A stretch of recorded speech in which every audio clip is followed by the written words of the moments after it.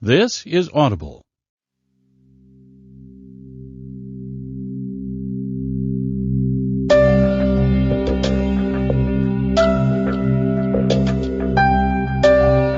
Harper Audio presents The Art of Communicating by Thich Nhat Hanh, read by Dan Warren.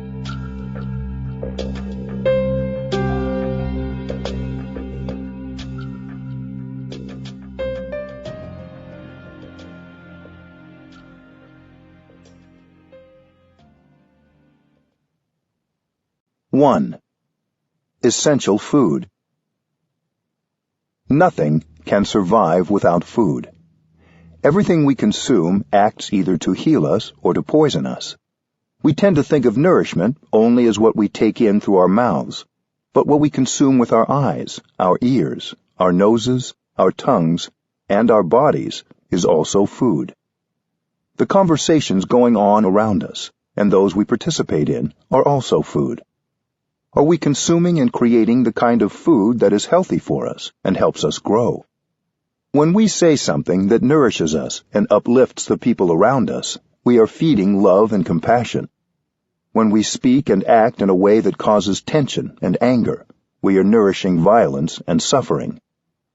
We often ingest toxic communication from those around us and from what we watch and read.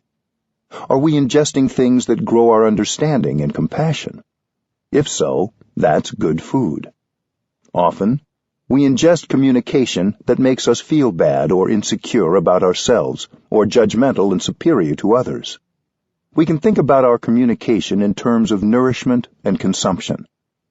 The Internet is an item of consumption, full of nutrients that are both healing and toxic.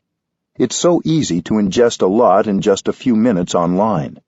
This doesn't mean you shouldn't use the Internet, but you should be conscious of what you are reading and watching. When you work with your computer for 3 or 4 hours, you are totally lost. It's like eating French fries. You shouldn't eat French fries all day, and you shouldn't be on the computer all day. A few French fries, a few hours, are probably all most of us need. What you read and write can help you heal, so be thoughtful about what you consume. When you write an email or a letter that is full of understanding and compassion, you are nourishing yourself during the time you write that letter. Even if it's just a short note, everything you're writing down can nourish you and the person to whom you are writing. Consuming with mindfulness.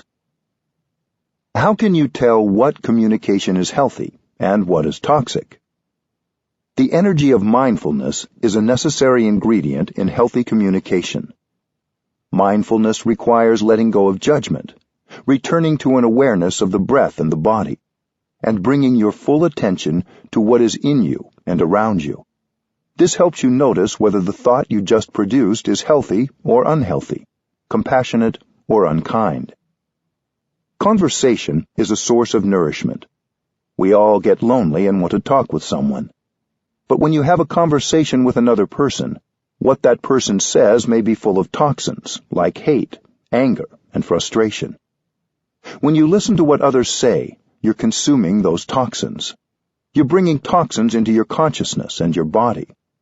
That's why mindfulness of speaking and mindfulness of listening are very important. Toxic conversation can be difficult to avoid, especially at work. If it is going on around you, be aware. You need to have enough mindful awareness not to absorb these kinds of suffering. You have to protect yourself with the energy of compassion, so that when you listen, instead of consuming toxins, you're actively producing more compassion in yourself. When you listen in this way, compassion protects you and the other person suffers less.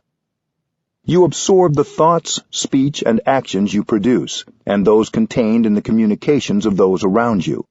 That is a form of consumption.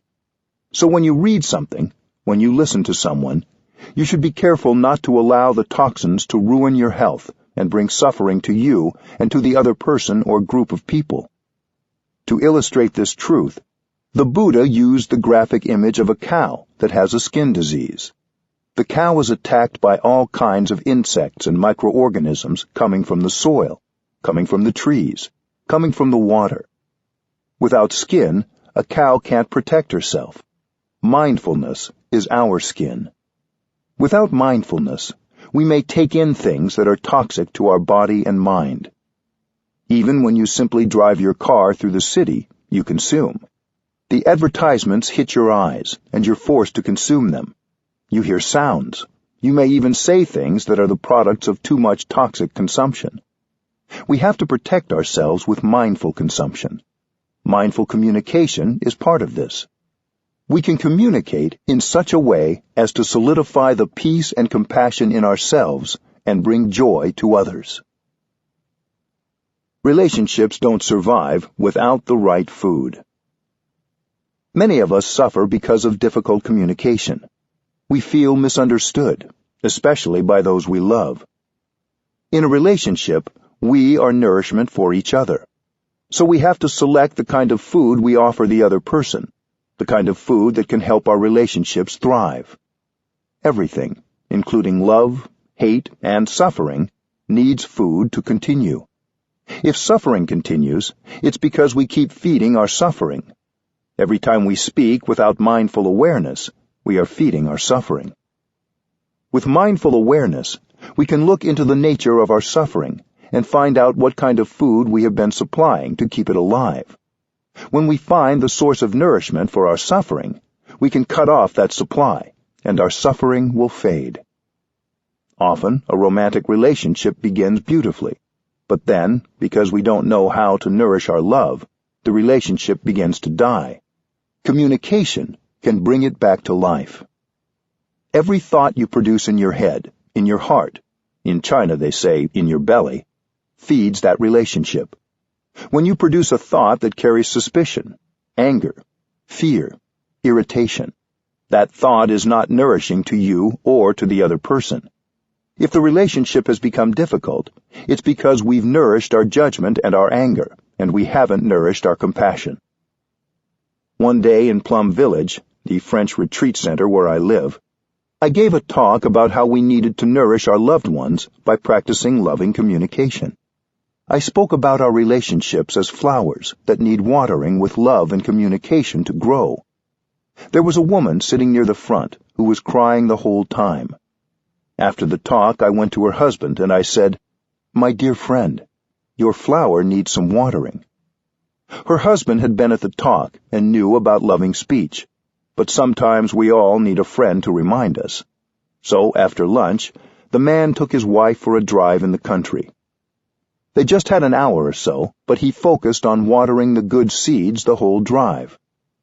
When they came back, she seemed completely transformed, very happy and joyful. Their children were very surprised, because in the morning, when their parents had left, they'd been sad and irritable. So, in just an hour, you can transform another person and yourself, just with the practice of watering the good seeds. This is applied mindfulness in action. It's not theoretical. Nourishing and healing communication is the food of our relationships. Sometimes one cruel utterance can make the other person suffer for many years, and we will suffer for many years too. In a state of anger or fear, we may say something that can be poisonous and destructive. If we swallow poison, it can stay within us for a long time, slowly killing our relationship. We may not even know what we said or did that started to poison the relationship. But we have the antidote: mindful compassion and loving communication. Love, respect, and friendship all need food to survive. With mindfulness, we can produce thoughts, speech, and actions that will feed our relationships and help them grow and thrive. 2. Communicating with yourself. Loneliness is the suffering of our time. Even if we're surrounded by others, we can feel very alone. We are lonely together. There's a vacuum inside us. It makes us feel uncomfortable, so we try to fill it up by connecting with other people. We believe that if we're able to connect, the feeling of loneliness will disappear. Technology supplies us with many devices to help us stay connected. But even when we're connected, we continue to feel lonely. We check our email, send text messages, and post updates several times a day. We want to share and receive. We might spend our whole day connecting, but not reduce the loneliness we feel. We all hunger for love, but we don't know how to generate love in order to feed ourselves with it. When we're empty, we use technology to try to dissipate the feeling of loneliness, but it doesn't work. We have the internet, email, video conferencing, texting and posting, apps, letters, and cell phones. We have everything. And yet it's not at all certain that we have improved our communication. Many of us have cell phones. We want to be in touch with other people, but we shouldn't put too much faith in our phones. I don't have one, but I don't feel out of touch with the world. In fact, without a mobile device, I have more time for myself and for others. You believe that having your phone helps you to communicate, but if the content of your speech is not authentic, talking or texting on a device doesn't mean you're communicating with another person. We believe too much in the technologies of communication. Behind all these instruments we have the mind, the most fundamental instrument for communication. If our minds are blocked, there is no device that will make up for our inability to communicate with ourselves or others. Connecting internally. Many of us spend a lot of time in meetings or emailing with others, and not a lot of time communicating with ourselves. The result is that we don't know what is going on within us. It may be a mess inside. How, then, can we communicate with another person? We think that with all our technological devices we can connect, but this is an illusion. In daily life, we're disconnected from ourselves. We walk, but we don't know that we're walking. We're here, but we don't know that we're here. We're alive, but we don't know that we're alive. Throughout the day, we lose ourselves. To stop and communicate with yourself is a revolutionary act. You sit down and stop that state of being lost, of not being yourself. You begin by just stopping whatever you're doing, sitting down, and connecting with yourself. This is called mindful awareness. Mindfulness is full awareness of the present moment. You don't need an iPhone or a computer. You just need to sit down and breathe in and out. In just a few seconds, you can connect with yourself. You know what is going on in your body, your feelings, your emotions, and your perceptions. Digital purpose. When you don't feel you can communicate well in person, or wonder if what you say will be hard for the other person to hear, sometimes the best way to communicate is to write a letter or an email. If you can write a letter that's full of understanding and compassion, then during the time of writing that letter, you will nourish yourself. Everything you write will be nourishing for the person you are writing to, and first of all, for you. The other person hasn't received the email or letter yet, but while typing the letter, you are nourishing yourself, because what you're saying in the letter is full of compassion and understanding. Especially at the beginning of your practice, it may be easier for you to practice mindful communication in writing. Writing this way is good for our health. We can send an email, we can text, and we can talk on the phone and use mindful communication. If our message is full of understanding and compassion, we'll be able to remove fear and anger from the other person. So next time you hold the phone, look at it and remember that its purpose is to help you communicate with compassion. Usually, we are in a hurry to send our emails and texts. As soon as we finish writing them, we press send, and they are gone. But there's no need to rush. We always have time for at least one in-breath and out-breath before we pick up the phone, or before we press send on a text or email. If we do this, there is a much greater chance that we will be putting more compassionate communication out into the world. Coming home. When we begin to practice mindful awareness, we start the path home to ourselves. Home is the place where loneliness disappears. When we're home, we feel warm, comfortable, safe, fulfilled. We've gone away from our homes for a long time, and our homes have become neglected. But the path back home is not long. Home is inside us. Going home requires only sitting down and being with yourself, accepting the situation as it is. Yes, it might be a mess in there, but we accept it because we know we have left home for a long time. So now we're home. With our in-breath and our out-breath, our mindful breathing, we begin to tidy up our homes. Communicating with the breath. The path home begins with your breath. If you know how to breathe, you can learn how to walk, how to sit, how to eat your meal, and how to work in mindfulness so that you can begin to know yourself. When you breathe in, you come back to yourself. When you breathe out, you release any tension. Once you can communicate with yourself, you'll be able to communicate outwardly with more clarity. The way in is the way out. Mindful breathing is a means of communication, just like a phone. It promotes communication between the mind and the body. It helps us know what we're feeling. We're breathing all the time, but we rarely pay attention to our breath, unless our breathing is uncomfortable or restricted. With mindful breathing, when we breathe in, we know we're breathing in. When we breathe out, we know we're breathing out. When we breathe in, we bring our attention to our in-breath. To remind ourselves to pay attention to our breath, we can say silently, breathing in, I know I'm breathing in. Breathing out, I know I'm breathing out. The air is entering my body. The air is leaving my body. Follow your in-breath and out-breath all the way through. Suppose your in-breath lasts 4 seconds. During the time of breathing in, allow your attention to rest entirely on your in-breath without interruption. During the time of breathing out, focus entirely on your out-breath. You are with your in-breath and your out-breath. You are not with anything else. You are your in-breath and your out-breath. Breathing in and breathing out is a practice of freedom. When we focus our attention on our breath, we release everything else, including worries or fears about the future, and regrets or sorrows about the past.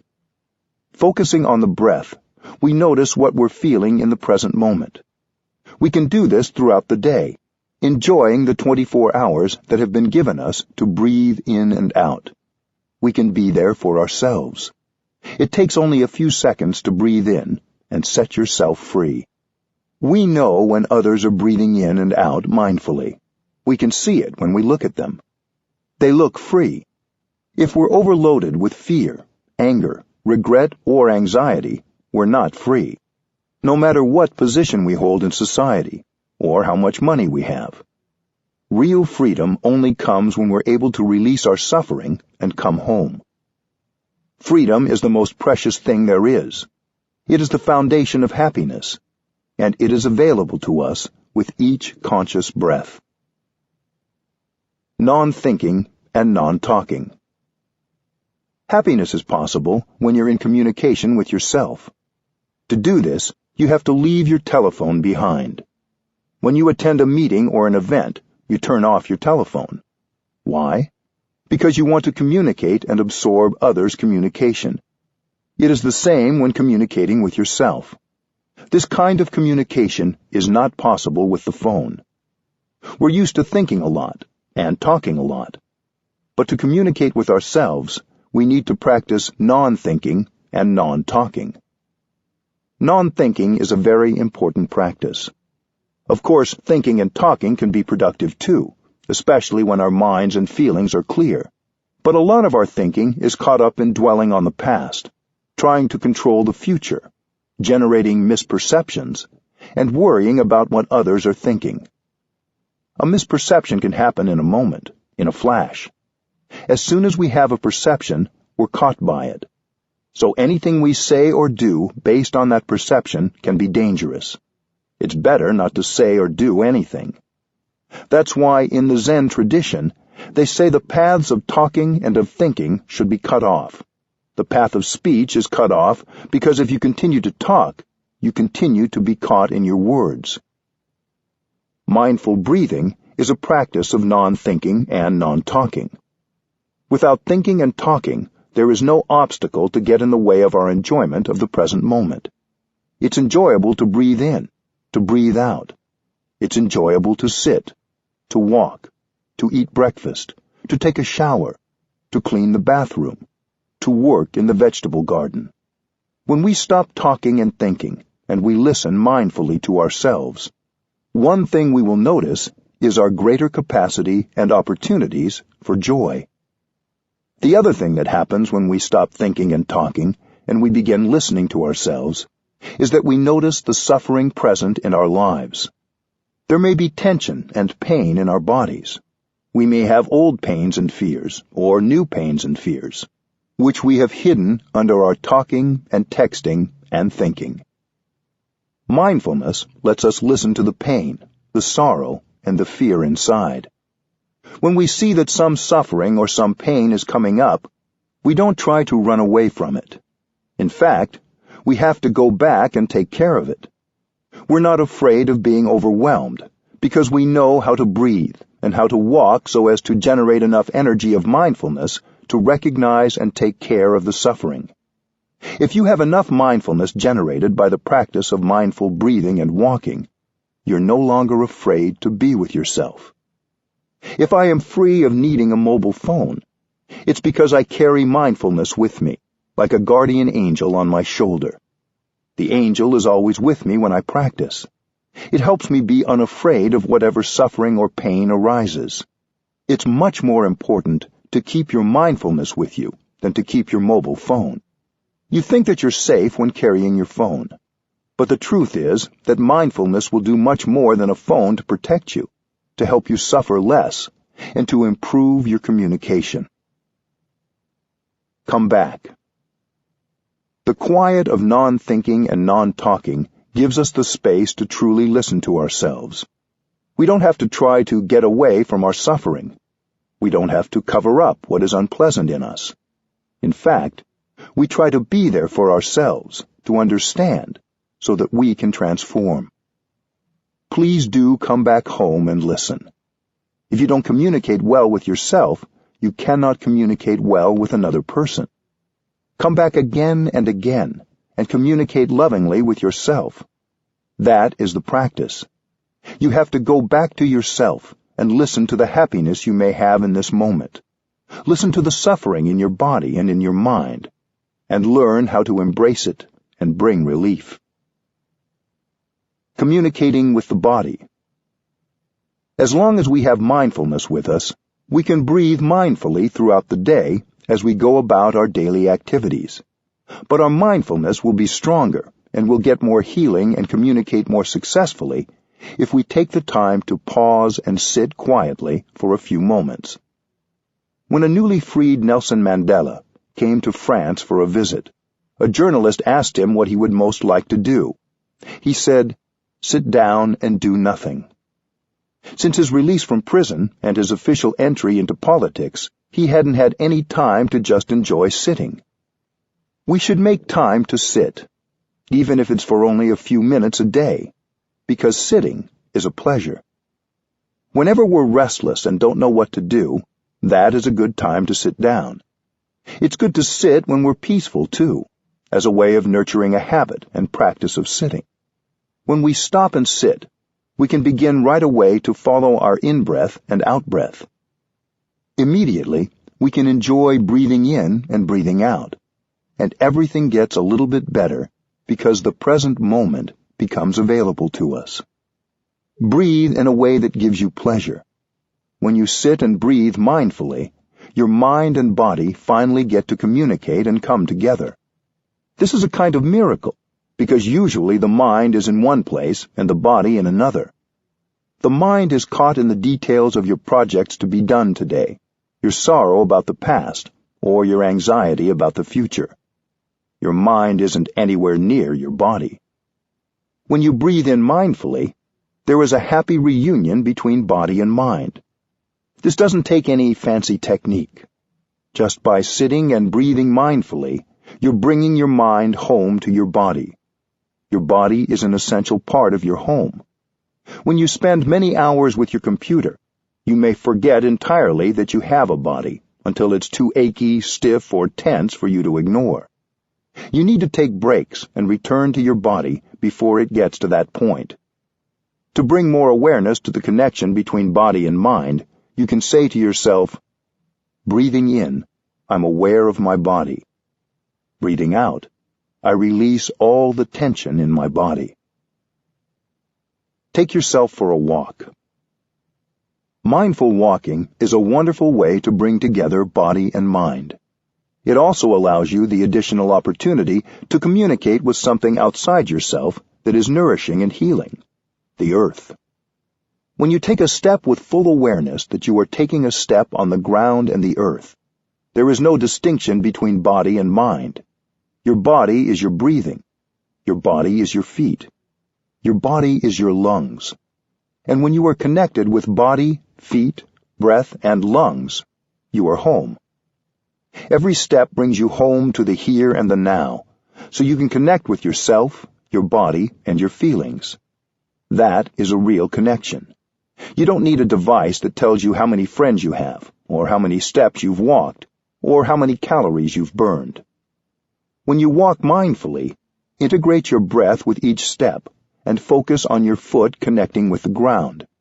You're aware that you're making a step, and you stop thinking altogether. When you think, you get lost in your thinking. You don't know what's going on in your body, in your feelings, or in the world. If you think while you walk, you're not really walking. Instead, focus your attention on your breath and your step. Be aware of your foot, its movement, and the ground you're touching. While you focus your attention on making the step, you are free, because in that time, your mind is only with the step you are making. Your mind is no longer carried off into the future or the past. You take one step, and you are free. While you walk, you can say to yourself, I have arrived. I am home. These words are not a mere declaration or an affirmation practice. They are a realization. You don't need to run anywhere. Many of us have run all our lives. Now we get to live life properly. Home is the here and the now, where all the wonders of life are already available, where the wonder that is your body is available.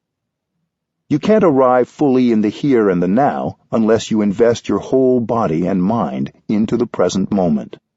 If you haven't arrived 100%, stop where you are and don't take another step.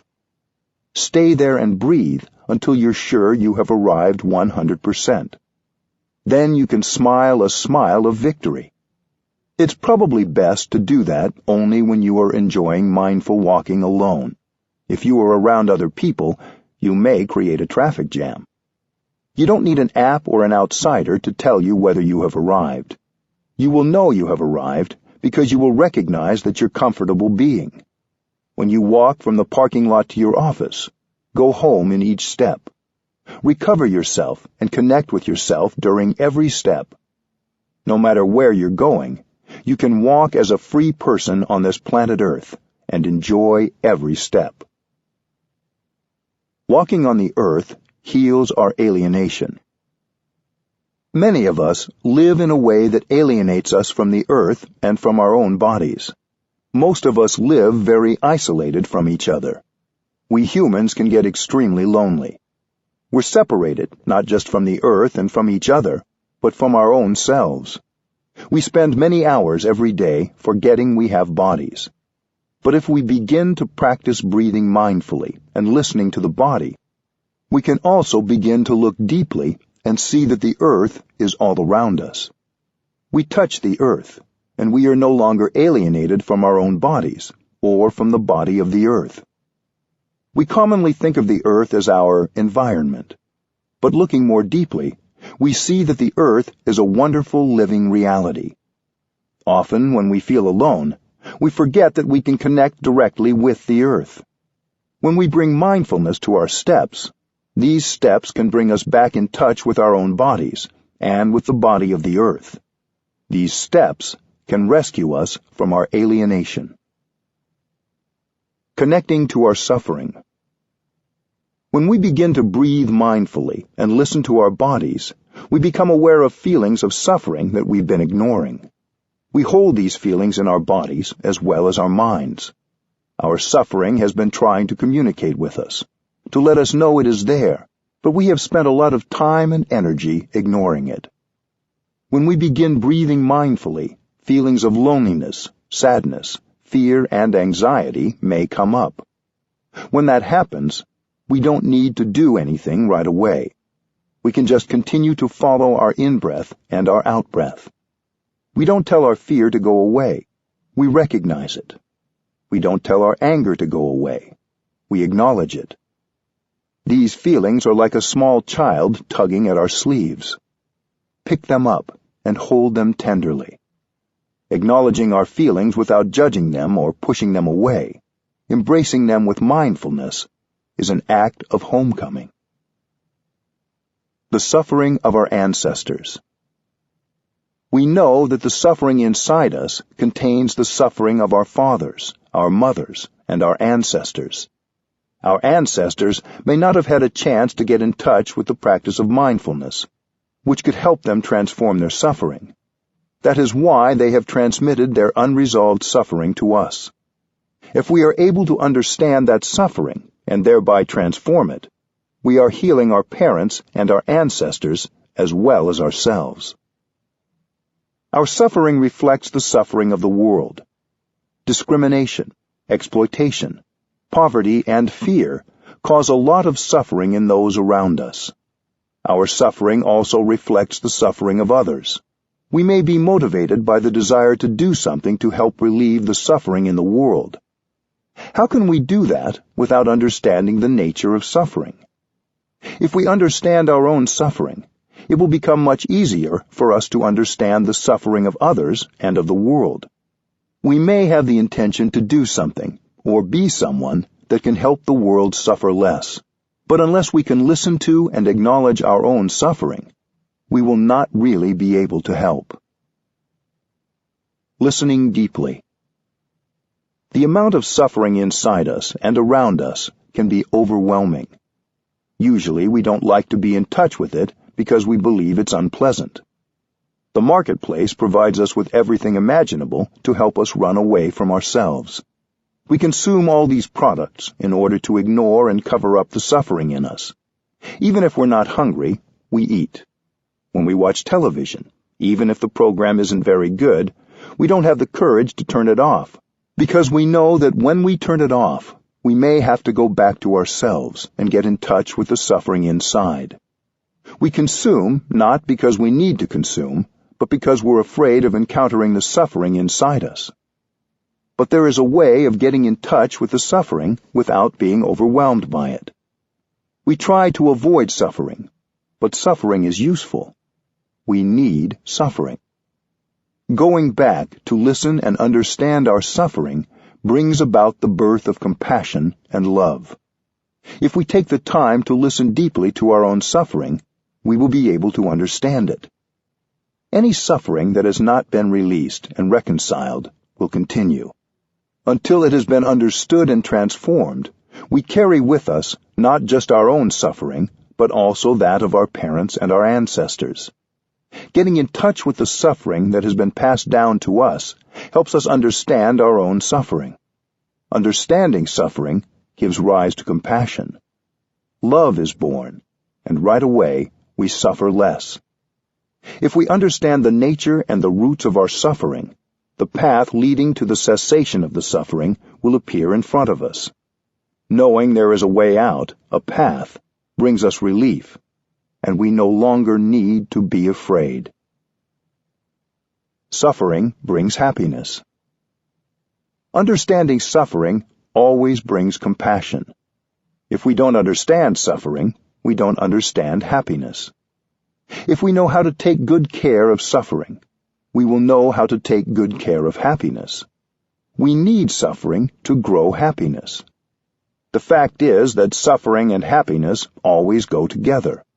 When we understand suffering, we will understand happiness.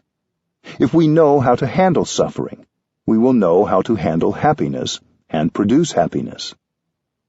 If a lotus is to grow, it needs to be rooted in the mud. Compassion is born from understanding suffering. We all should learn to embrace our own suffering, to listen to it deeply, and to have a deep look into its nature. In doing so, we allow the energy of love and compassion to be born. When the energy of compassion is born, right away we suffer less. When we suffer less, when we have compassion for ourselves, we can more easily understand the suffering of another person and of the world. Then our communication with others will be based on the desire to understand rather than the desire to prove ourselves right or make ourselves feel better. We will have only the intention to help. Understanding our own suffering helps us understand others. I know a woman from Washington, D.C., who at one time planned to commit suicide because she couldn't see any way out of the suffering she was feeling. She had no hope. She had a very difficult relationship with her husband and also with their 3 children. She had a friend who wanted her to listen to one of my talks on deep listening and loving speech. She refused because she was Catholic and she thought that listening to a Buddhist teaching meant she wasn't being true to her faith. On the night she planned to kill herself, she telephoned her friend to say goodbye. Her friend said, "Before you kill yourself, come say goodbye to me. Take a taxi." She came, and when she got there, her friend asked her, as a favor, to listen to the tape before she killed herself. Reluctantly, she said, "All right, before dying, I'll satisfy your wish." After listening to the tape, she was curious and decided to go to a mindfulness retreat. At the retreat, she began to really listen to her own suffering. Before that, she had thought the only way to end her suffering was to kill herself. It was too painful to listen. But she learned how to stay with her breath so she could be with her suffering. She found that she had created a lot of wrong perceptions and had nurtured a lot of anger. She had thought that her husband and her family had created all her suffering. But now she saw that she was co-responsible for her suffering. She had thought that her husband didn't suffer, that he just made her suffer. But now her understanding was quite different, and she was able to see the suffering in her husband. This was quite an achievement. When you see the suffering inside yourself, you can see the suffering in the other person, and you can see your part, your responsibility, in creating the suffering in yourself and in the other person. The night when she came back from the retreat, she came and sat close to her husband. This was something very new, coming and sitting near him. She sat for a long time, and then she began to talk. She said, "I know you have suffered so much during the past many years. I couldn't help you. I made the situation worse. It wasn't my intention to make you suffer. It was just because I didn't understand you. I didn't see the suffering inside you. Tell me about your difficulties. Please, help me understand." She was able to use this kind of loving speech. Her husband began to cry like a baby, because for so many years she hadn't talked to him in a loving way. Their relationship had been very beautiful in the beginning, but it had become filled with resentment and arguments and lacked any real communication. That night began their journey to reconciliation. 2 weeks later, the couple came with their children to tell me this story. Loving yourself is the basis for compassion. We tend to think we already know and understand our loved ones very well, but that may not be so. If we haven't understood our own sufferings and our own perceptions, how can we understand the suffering of another person? We shouldn't be too sure that we understand everything about the other person. We have to ask, do I understand myself enough? Do I understand my suffering and its roots? Once you have some understanding and insight into your own suffering, you begin to be better at understanding and communicating with someone else. If you can't accept yourself, if you hate yourself and get angry with yourself, how can you love another person and communicate love to him or her? Self-understanding is crucial for understanding another person. Self-love is crucial for loving others. When you've understood your suffering, you suffer less, and you are capable of understanding another person's suffering much more easily. When you can recognize the suffering in the other person and see how that suffering came about, compassion arises.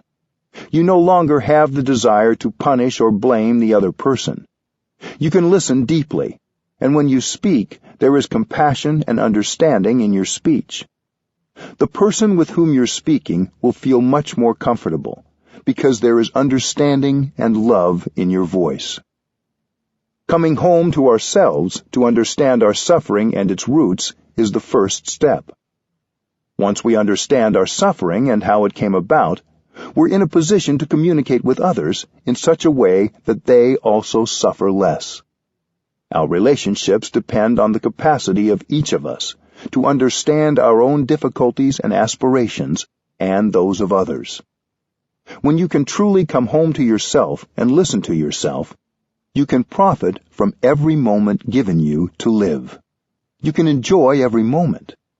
With good internal communication facilitated by mindful breathing, you can begin to understand yourself, understand your suffering, and understand your happiness. Knowing how to handle suffering, you know at the same time how to produce happiness. And if you're truly happy, we all profit from your happiness. We need happy people in this world. 3. The keys to communicating with others. As you connect with yourself, you begin connecting more deeply with other people. Without the first step, the second step isn't possible. Don't neglect to reserve some time alone each day for communicating with yourself. All of us still have misperceptions and suffering. When we communicate with others, we should be aware that the suffering we have yet to heal and our perceptions are also there. If we can be aware of our in-breath and our out-breath, we will remember that the one goal of compassionate communication is to help others suffer less. If we remember this, we've already succeeded. We're already contributing to more joy and less suffering. Saying hello. It's helpful to remember at the beginning of every communication with another person that there is a Buddha inside each of us. The Buddha is just a name for the most understanding and compassionate person it's possible to be. You may call it something else if you wish, like wisdom or God. We can breathe, smile, and walk in such a way that this person in us has a chance to manifest. Where I live in Plum Village, every time you meet someone on your way somewhere, you join your palms and bow to him or to her with respect, because you know that there is a Buddha inside that person.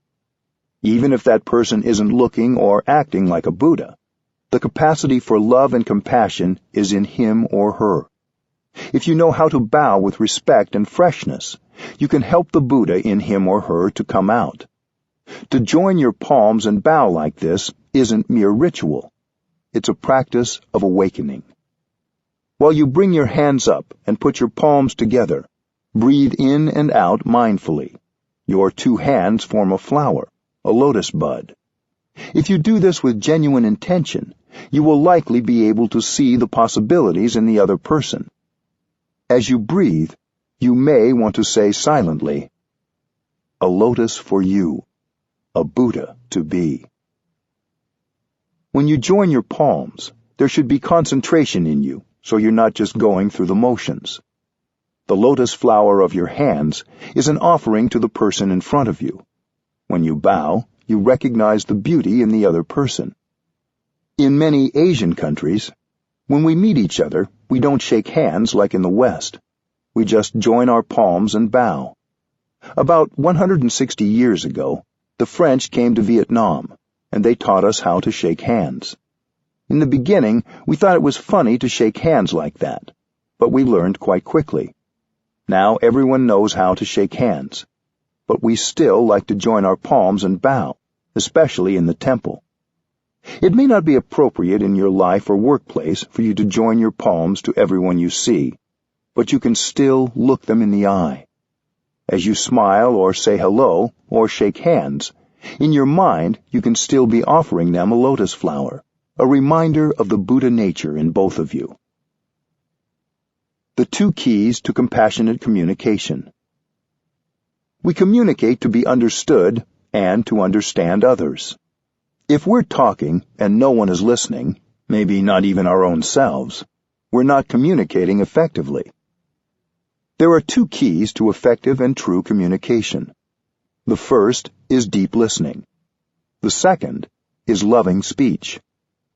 Deep listening and loving speech are the best instruments I know for establishing and restoring communication with others and relieving suffering. We all want to be understood. When we interact with another person, particularly if we haven't practiced mindfulness of our own suffering and listened well to our own selves, we're anxious for others to understand us right away. We want to begin by expressing ourselves. But talking first like that doesn't usually work. Deep listening needs to come first. Practicing mindfulness of suffering, recognizing and embracing the suffering in oneself and in the other person, will give rise to the understanding necessary for good communication. When we listen to someone with the intention of helping that person suffer less, this is deep listening. When we listen with compassion, we don't get caught in judgment. A judgment may form, but we don't hold on to it. Deep listening has the power to help us create a moment of joy, a moment of happiness, and to help us handle a painful emotion. Now is the time to listen only. Deep listening is a wonderful practice. If you can listen for 30 minutes with compassion, you can help the other person suffer much less. If you don't practice mindfulness of compassion, you can't listen long. Mindfulness of compassion means you listen with only one intention, to help the other person suffer less. Your intention may be sincere, but if you haven't first practiced listening to yourself, and you don't practice mindfulness of compassion, you may rather quickly lose your ability to listen. The other person may say things that are full of wrong perceptions, bitterness, accusation, and blaming. If we don't practice mindfulness, their words will set off irritation, judgment, and anger in us, and we will lose our capacity to listen compassionately. When irritation or anger arises, we lose our capacity to listen. That's why we have to practice, so that during the whole time of listening, compassion can remain in our hearts. If we can keep our compassion alive, the seeds of anger and judgment in our hearts will not be watered and spring up. We have to train ourselves first, so we're able to listen to the other person. It is okay if you're not ready to listen at a certain moment. If the quality of your listening is not good enough, it's better to pause and continue another day. Don't push yourself too hard. Practice mindful breathing and mindful walking until you're ready to really listen to the other person. You can say, "I want to listen to you when I'm at my best. Would it be all right if we continued tomorrow?" Then, when we are ready to listen deeply, we can listen without interrupting. If we try to interrupt or correct the other person, we will transform the session into a debate, and it will ruin everything. After we have deeply listened and allowed the other person to express everything in his heart, we'll have a chance later on to give him a little of the information he needs to correct his perception. But not now. Now we just listen, even if the person says things that are wrong. It's the practice of mindfulness of compassion that keeps us listening deeply. You have to take the time to look and see the suffering in the other person. You must be prepared. Deep listening has only one purpose: to help others suffer less. Even if the person says wrong things, expresses bitterness, or blames, continue to listen compassionately for as long as you can. You may want to say this to yourself as a reminder. I am listening to this person with only one purpose: to give this person a chance to suffer less. Keep the one purpose of deep listening alive in your heart and in your mind. As long as you are inhabited by the energy of compassion, you are safe. Even if what the other person says contains a lot of wrong perceptions, bitterness, anger, blame, and accusation, you are really safe. Remember that the other person's speech may be based on prejudices and misunderstandings. You will have a chance later to offer some information so that he or she can correct his or her perception. But not now. Now is the time only to listen. If you can keep your mindfulness of compassion alive for even 30 minutes, you are inhabited by the energy of compassion, and you are safe. As long as compassion is present, you can listen with equanimity. You know that the other person is suffering. When we don't know how to handle the suffering inside us, we continue to suffer, and we make people around us suffer. When other people don't know how to handle their suffering, they become its victim. If you imbibe their judgment, fear, and anger, you become its second victim. But if you can listen deeply, understanding that what they are saying is coming from suffering, then you are protected by your compassion. You only want to help them suffer less. You don't blame or judge them anymore. Love is born from understanding. Listening deeply and compassionately, you begin to understand the other person more fully, and love is nourished. The foundation of love is understanding, and that means, first of all, understanding suffering. Each of us is hungry for understanding. If you really want to love someone and make him or her happy, you have to understand that person's suffering. With understanding, your love will deepen and become true love. Listening to suffering is an essential ingredient for generating understanding and love. I define happiness as the capacity to understand and to love, because without understanding and love, no happiness could be possible. We don't have enough understanding and love, which is why we suffer so much. This is what we are thirsting for. Compassion and love are born from understanding. How can you love unless you understand? How can the father love his son if he doesn't understand the suffering and difficulties of his son? How can someone make his beloved happy without knowing anything about that person's suffering and difficulties? Do I understand you enough? If you want to make someone happy, you should ask yourself the question, do I understand him enough? Do I understand her enough? Many people are reluctant to talk because they fear that what they say will be misunderstood. There are people who suffer so much, they're not capable of telling us about the suffering inside. And we have the impression that nothing is wrong, until it's too late. Waiting has serious consequences. People may isolate themselves. They may suddenly end a friendship or relationship, or they may even commit suicide. Something had been bothering that person for a long time, but he or she pretended that everything was okay.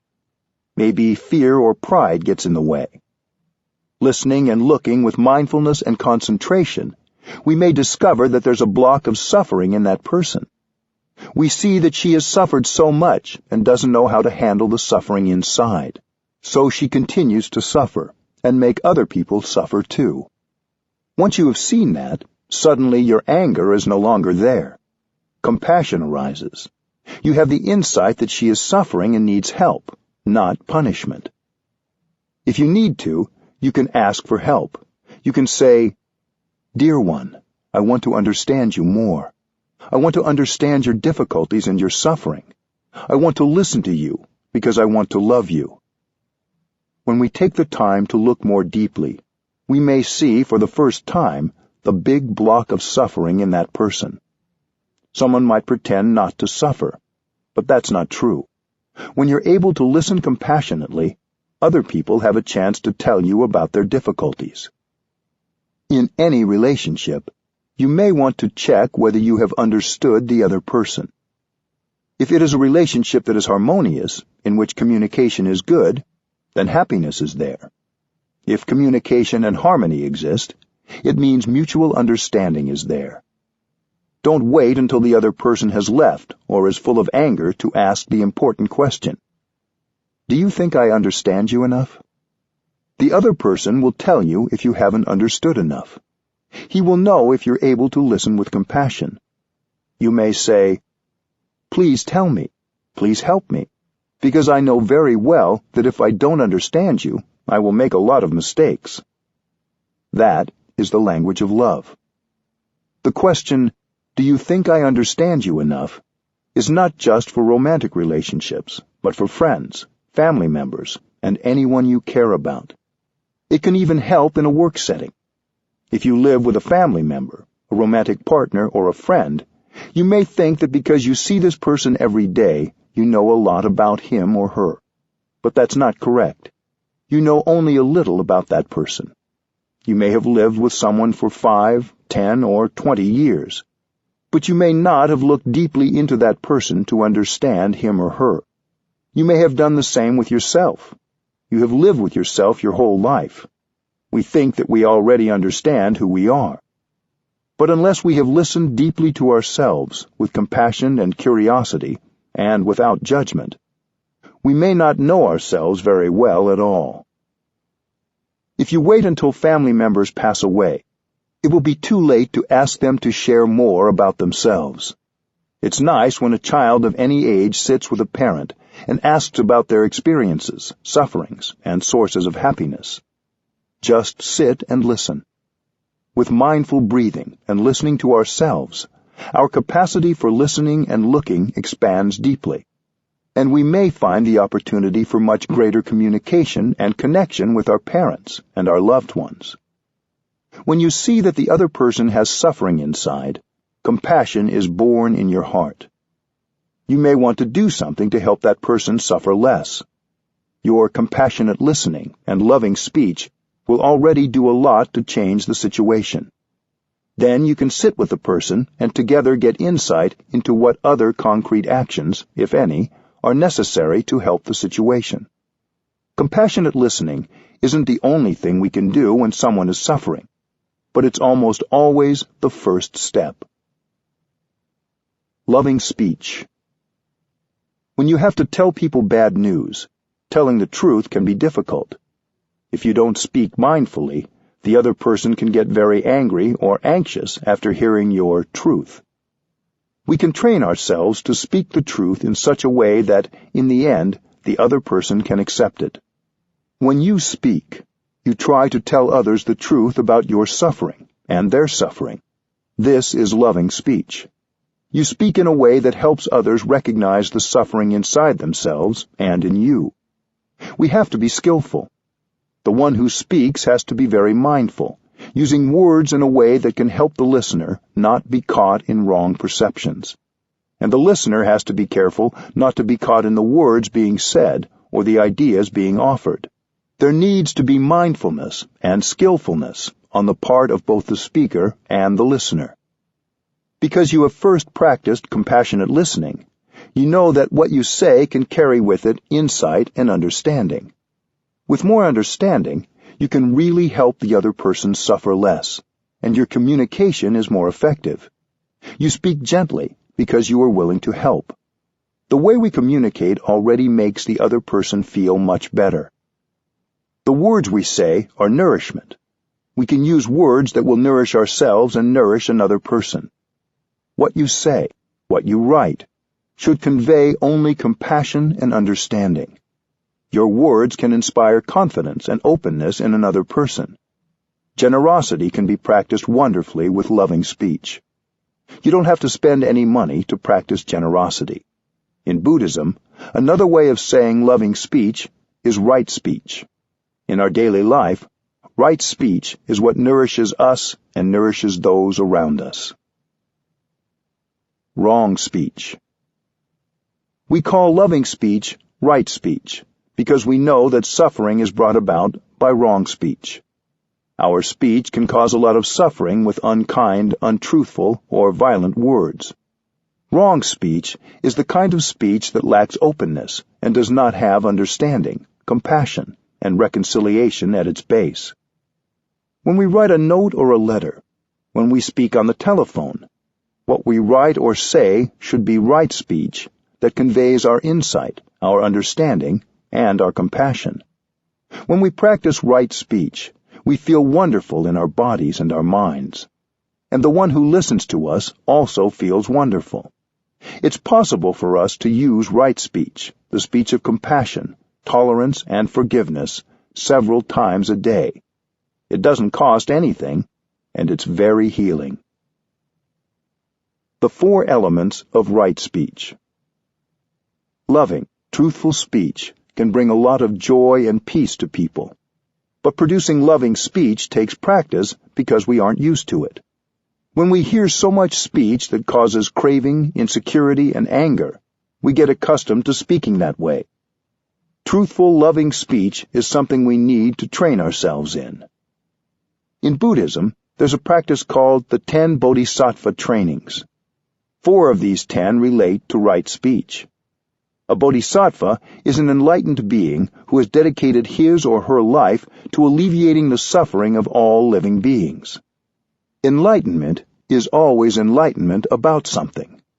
If you begin to understand the nature and the root of your suffering, that is a kind of enlightenment, and it helps you suffer less right away.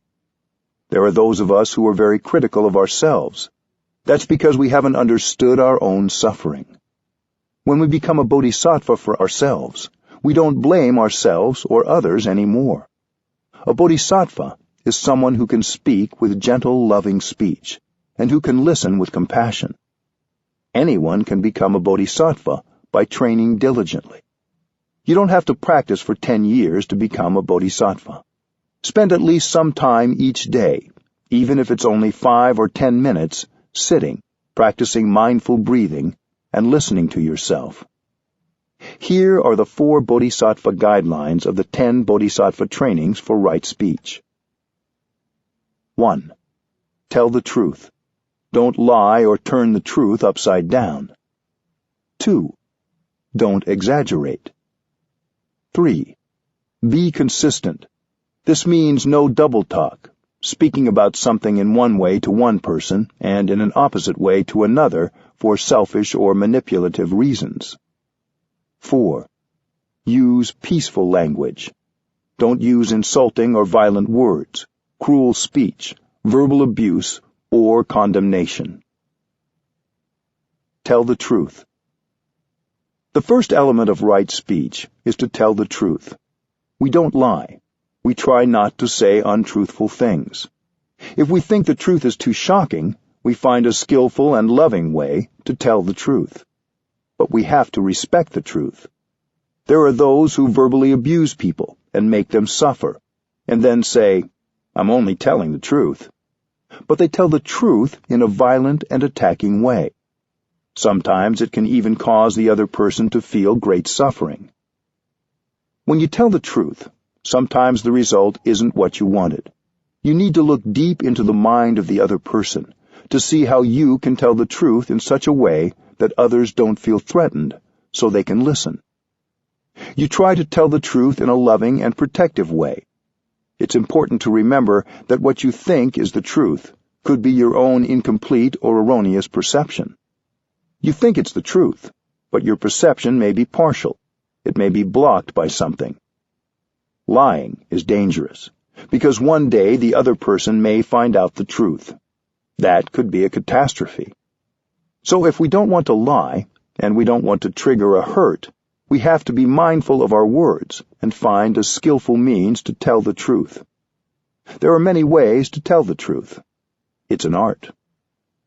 The truth is a solid base for a long-lasting relationship. If you don't build your relationship on the truth, sooner or later it will crumble. We have to find the best way to tell the truth so that the other person can receive it easily. Sometimes, even the most skillful words can cause pain. That is okay. Pain can heal. If your words are spoken with compassion and understanding, the pain will heal more quickly. Suffering can be beneficial. There can be goodness in suffering, but we don't want to make the other person suffer needlessly. We can minimize the shock and the pain. We try to convey the truth in such a way that other people can hear us without suffering too much. The important thing is that they feel safe. They may not get it, or it may take time for them to get it. They may continue to have a different perception than ours. Sometimes you can begin by telling another story, the story of someone else whose situation is similar to the person you are speaking to, so that he or she can get accustomed to the idea. It's easier to listen to the story of another person. You can say, "What do you think? Would it be good for the other person to hear the truth or not?" Usually people say, "Yes, it's good to hear the truth." Sometimes the person you are speaking to will come to the conclusion independently and learn from the case of the other person. It takes a lot of practice to tell the truth in a way that the other person can hear. Don't exaggerate. The second part of right speech is to refrain from inventing and exaggerating. You want to speak about some little thing, but you exaggerate and make it very big. For example, someone has made a mistake, but you exaggerate as though it's something many times worse. Sometimes when we're speaking to ourselves, we make something seem very tragic to justify and even feed anger. There may be some truth in what you want to say, but you exaggerate what the other person has done, so you paint a wrong image of the other. This may seem harmless, but it takes you away from the truth and takes away the trust in a relationship. Be consistent. The third kind of incorrect speech is what we call in Vietnamese forked tongue or double tongue. It means you say something to one person, but when speaking about the same matter to another person, you say something different as a way of gaining some advantage. You speak about the same situation, but in conflicting ways. This causes division and can make a person or group think badly about the other person or group when there's no basis for it. This can cause a lot of suffering on both sides and might even cause them to become enemies. Right speech requires being true to your word and not changing the content for your own advantage or to portray yourself in a better light. Use peaceful language. The fourth aspect of right speech is to refrain from speech that's violent, condemning, abusive, humiliating, accusing, or judgmental. The 4 criteria. In the time of the Buddha, people were caught by mental constructions and interpreted the teachings in ways that were not intended by the teacher. The Buddha and his students came up with 4 criteria that should be contained in any teaching. These 4 criteria are helpful today in evaluating whether we and others are using right speech and speaking the truth effectively. The 4 criteria are: 1. We have to speak the language of the world. 2. We may speak differently to different people in a way that reflects how they think and their ability to receive the teaching. 3. We give the right teaching according to person, time, and place, just as a doctor prescribes the right medicine. 4. We teach in a way that reflects the absolute truth. The first criterion: speak the language of the world. The first criterion is to understand the worldly way of seeing things, the worldly view. Sometimes we have to use the kind of language that people speak and the way they view things. If you don't use the language of the world, most people won't understand what you mean, and you can communicate only with people who already think like you. This doesn't mean you have to learn Vietnamese and Arabic, but rather that you have to speak in terms that people can understand, based on their daily experience of life. For example, we are used to saying that the sky is above and the earth is below. When we sit here, we say that what's above us is up and what's below us is down. But for those who are sitting on the other side of the planet, our down is their up, and our up is their down. What is up and down for this corner of the planet is not up and down for another part of the planet. So, up and down is a truth, but it's a relative truth. We can use it as part of our common language to communicate with each other, without needing to have an extended discussion of up and down each time we talk. The second criterion: speak according to the understanding of the person listening. The second criterion says that we may have to speak to each person differently. This doesn't contradict the element of right speech that says not to speak with a forked tongue, doublespeak. We need to keep the truthful content the same, while being aware of the perspective and understanding of the person we're speaking to, so others have an opportunity to really hear what's being said. With one person, you speak one way. With another person, you have to speak a different way. You have to look deeply at the person to see how he or she perceives, and speak in a way that takes that into account, so others can understand what you say. If someone's understanding is profound, you speak in a way that takes that into consideration. One day, someone asked the Buddha, "When that person passes away, which heaven do you think he will go to?" The Buddha answered that he might be born into this or that heavenly realm. Later, another person asked the Buddha, "When that person dies, where will he go?" The Buddha answered, "He will not go anywhere." Someone standing nearby asked the Buddha why he had given the two people two different answers. The Buddha replied that it depends on the person who asks. He said, "I have to speak according to the mind of the person who listens, and the ability of that person to receive what I share." There's a story of someone who gave a woman a pot of milk in the morning. At the end of the day, he came to get it back. During the day, the milk had turned into butter and cheese. The man said, "But I gave you milk, and you gave me back butter and cheese. So, is milk the same or different from the butter?" It's not the same, but it's not different either. To those with more profound understanding, you have to give a deeper answer, reflecting that nothing is permanent and everything is constantly changing. So the teaching you give and the way you speak depends on the degree of wisdom of the receiver and that person's ability to understand what you say. You speak according to the background and the abilities of the person you're speaking to. The third criterion: prescribe the right medicine for the disease. The third criterion is to prescribe the right medicine for the disease. If you give someone the wrong medicine, that person could die. So to each you give a particular medicine. When you have attachment, craving, or despair, remember that you are your own teacher. You can listen to these strong emotions and communicate back the healing you need. Don't think that if you hear or read something that inspires you, you should then repeat it word for word. Think of how to make these truths you heard resonate with your own. Similarly, you also have to know the mind and the background of the person you're speaking to. If you were to give another person exactly the teaching you heard, it might not be the appropriate teaching for that person. You have to adapt what you say to the other's background. But what you say must also reflect the true teaching, so you use worldly language, but not just any worldly language. Your language has to be appropriate to the situation, while not straying from the truth. Think about how we talk to children about death or violence in the world.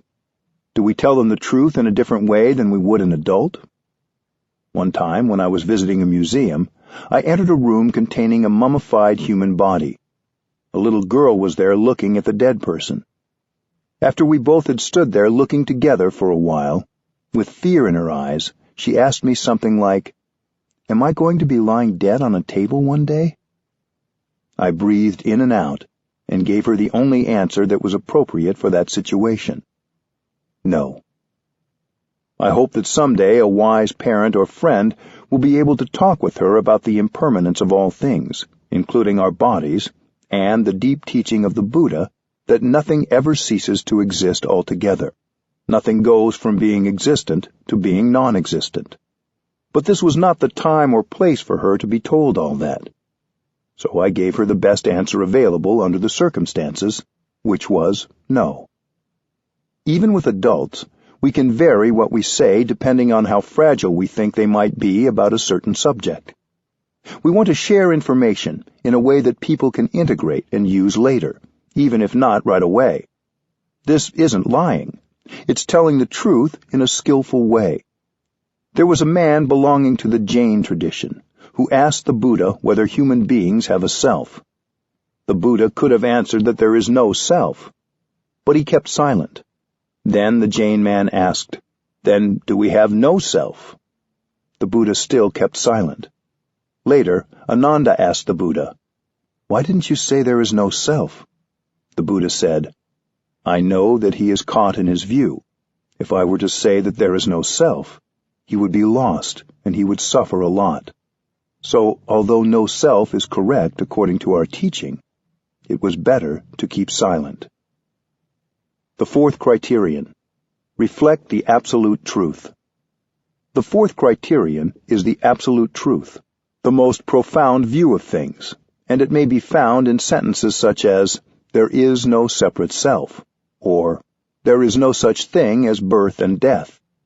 The absolute truth is correct. It is the closest thing to a description of the ultimate reality, but it can make people feel lost if they haven't had a spiritual teacher who could skillfully convey its depths to them in a way they could take in. So whenever we need to say something we know will be difficult for others to hear, we have to be humble and try to look more and more deeply to discover in what way we can talk about these things.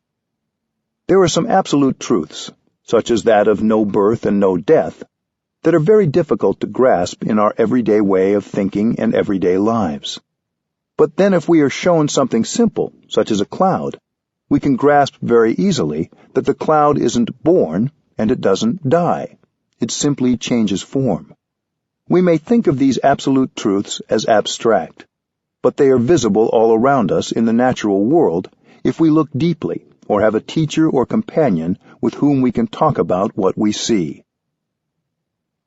If you use these four criteria, you will not be confused when you are reading or listening to something. They can also help you listen well to others and express yourself effectively in everyday life, whether in friendly conversation, when speaking to or listening in a group, or when reading a text, whether secular or religious. You will have a deep understanding of what is the truth in any given situation and how best to respond. This training isn't just about how we speak, but also goes along with how we listen. So the focus is what happens not only with the mind and tongue, but also with the ear. When we listen more deeply and see more clearly, compassion arises, and we use mindful speech that reflects our sincere and caring intentions. Instead of speaking cruelly, we begin to listen with compassion. When we have the ability to listen with compassion to the suffering of the other person, we will benefit as well. Our compassion makes us happy and peaceful. When we listen with compassion, we can understand things that we wouldn't be able to understand if we were full of anger. Listening deeply is a kind of looking deeply. You look not with your eyes, but with your ears. When you look with your eyes, you can see the suffering. When you look with your ears, you can hear the vibration of that person's words.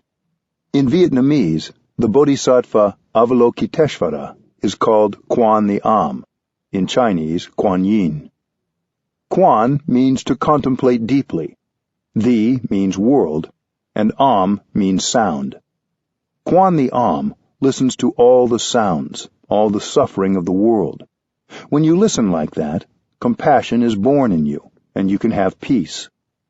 Please listen with great compassion. Even when you're sad because of bad news, your compassion will soothe your agitation and make you more peaceful. Help people understand. On my last trip to India, I was invited to be the guest editor for one day at the Times of India, the largest daily paper in India. It was during the Gandhi commemoration days in October 2008. One day I was sitting with the regular editors in a meeting when news came in of a terrorist attack in Mumbai, near the Pakistan border, in which a lot of people had been killed. The editors asked me, "If you were a journalist in our time, how would you report when there is so much bad news and so little good news? How should we be as journalists?" It's a difficult question. Reporters have to report the news. But if journalists are writing only from the place of shock, fear, or outrage, they will report it in a way that waters the fear and anger of the reader, possibly creating more violence. So what can we do when we receive such news? I didn't answer right away. I went back to my in-breath and out-breath, and I kept silent for a time, and they kept silent too. Then I said, "You have to tell the truth, but you have to report it in such a way that we don't water the seeds of fear, anger, and vengeance in people. So you have to sit as a practitioner and look deeply and ask, why would someone do violence to innocent people? When you've looked deeply, you will see that those who do violence have a wrong perception of the situation. They're so sure their perception is the truth, and they may think that if they also die in the explosion, they will go directly to heaven to join God. Everybody wants to live. Nobody wants to die. But they may think that by killing others and dying themselves, they are doing the work of God. They think that those on the other side are the enemies of God. You can see that that is wrong thinking, and so you have great compassion for them. For whoever has such a view, life is very dark, and he suffers a lot. There are many wrong perceptions everywhere. So long as those wrong perceptions persist, the number of terrorists will only increase. It will be very difficult to find and control them all. If one terrorist group is violently destroyed, another will emerge. It's endless. So I told the editors, when you report on terrorist acts, use your compassion and deep understanding. Explain the story in such a way that the reader doesn't become enraged and perhaps become another terrorist. We can tell the truth, but we must help people understand. When people understand, their anger will lessen.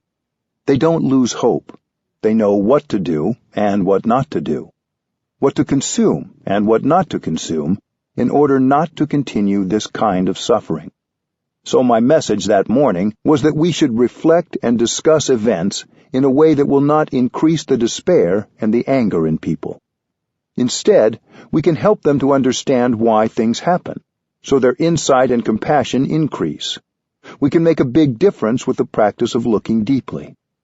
The solution isn't to hide the truth. Using right speech in daily life. The 4 trainings in right speech remind us every day to use words that express non-discrimination, forgiveness, understanding, support, and love. It's very liberating to be able to say or write something using compassionate speech. Speaking in this way is as healing for the speaker as it is for the person being spoken to. These 4 trainings also remind us that anything we say which contains poisons, discrimination, and hate will make us suffer and make others suffer. It's a simple equation. Wrong speech causes ill-being. Right speech brings about well-being and healing. Every day we can say something that has the capacity to heal and help people. A grown-up can do this. A child can do this. A business person, a politician, or a teacher can do this. We don't need to wait for a special moment. We can stop what we're doing right now and send an email that contains right speech.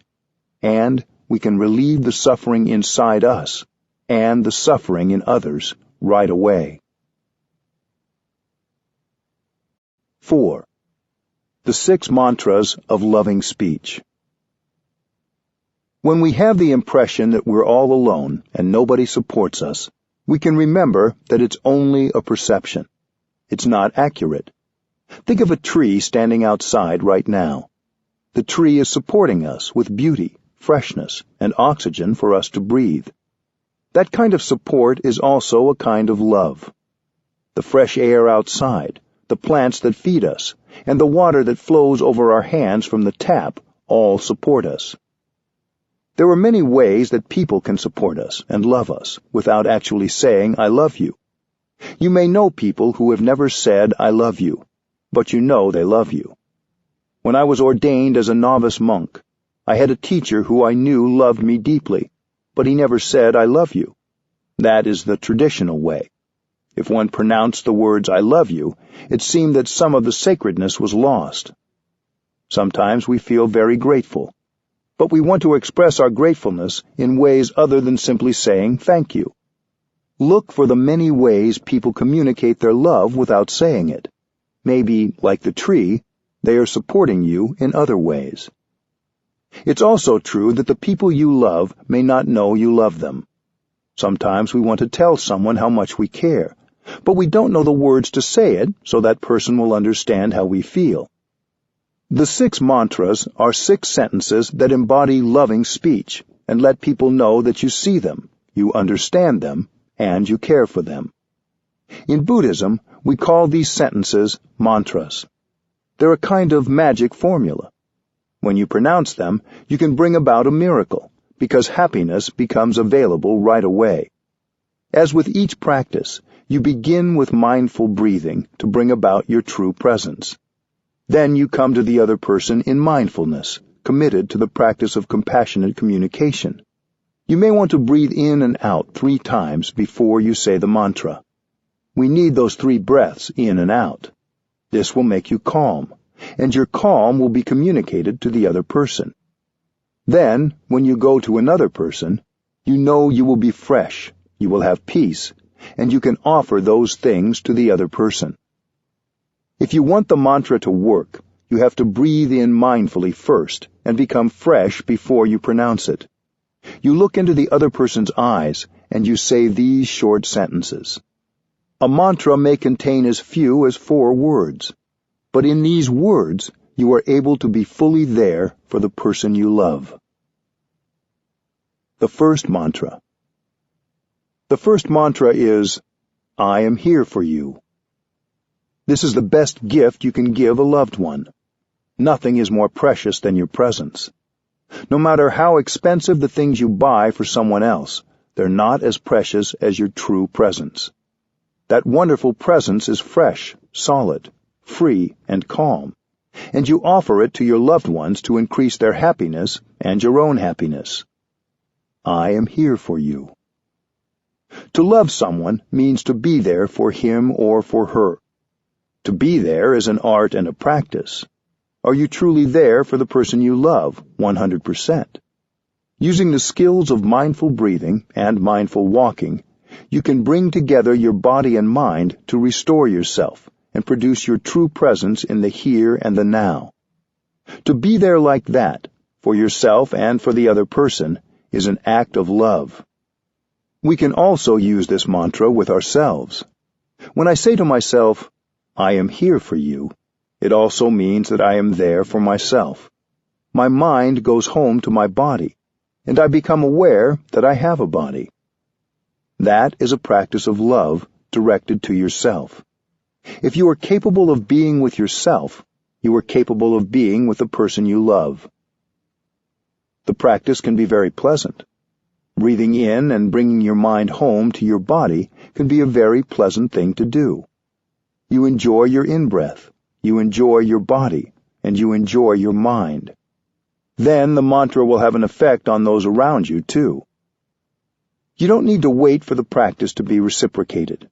The other person doesn't need to say anything in return. When you produce the mantra, both of you benefit.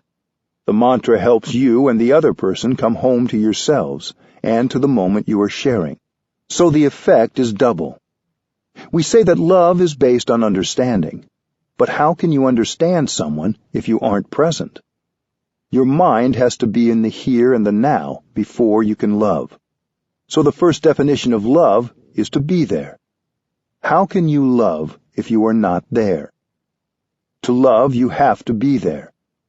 The tree outside your window is there, supporting you. You can be there for yourself and for your loved ones, just like the tree. Mindfulness practice is the foundation of your love. You cannot love properly and deeply without mindfulness. Although you're saying, I am here for you, the other person doesn't have to be there for you to practice the first mantra. If the other person is at home or at work, you can use the phone. As you hold the phone in your hand, breathe in and out a few times to make yourself present and calm. When you hear the phone ringing, you can continue your mindful breathing.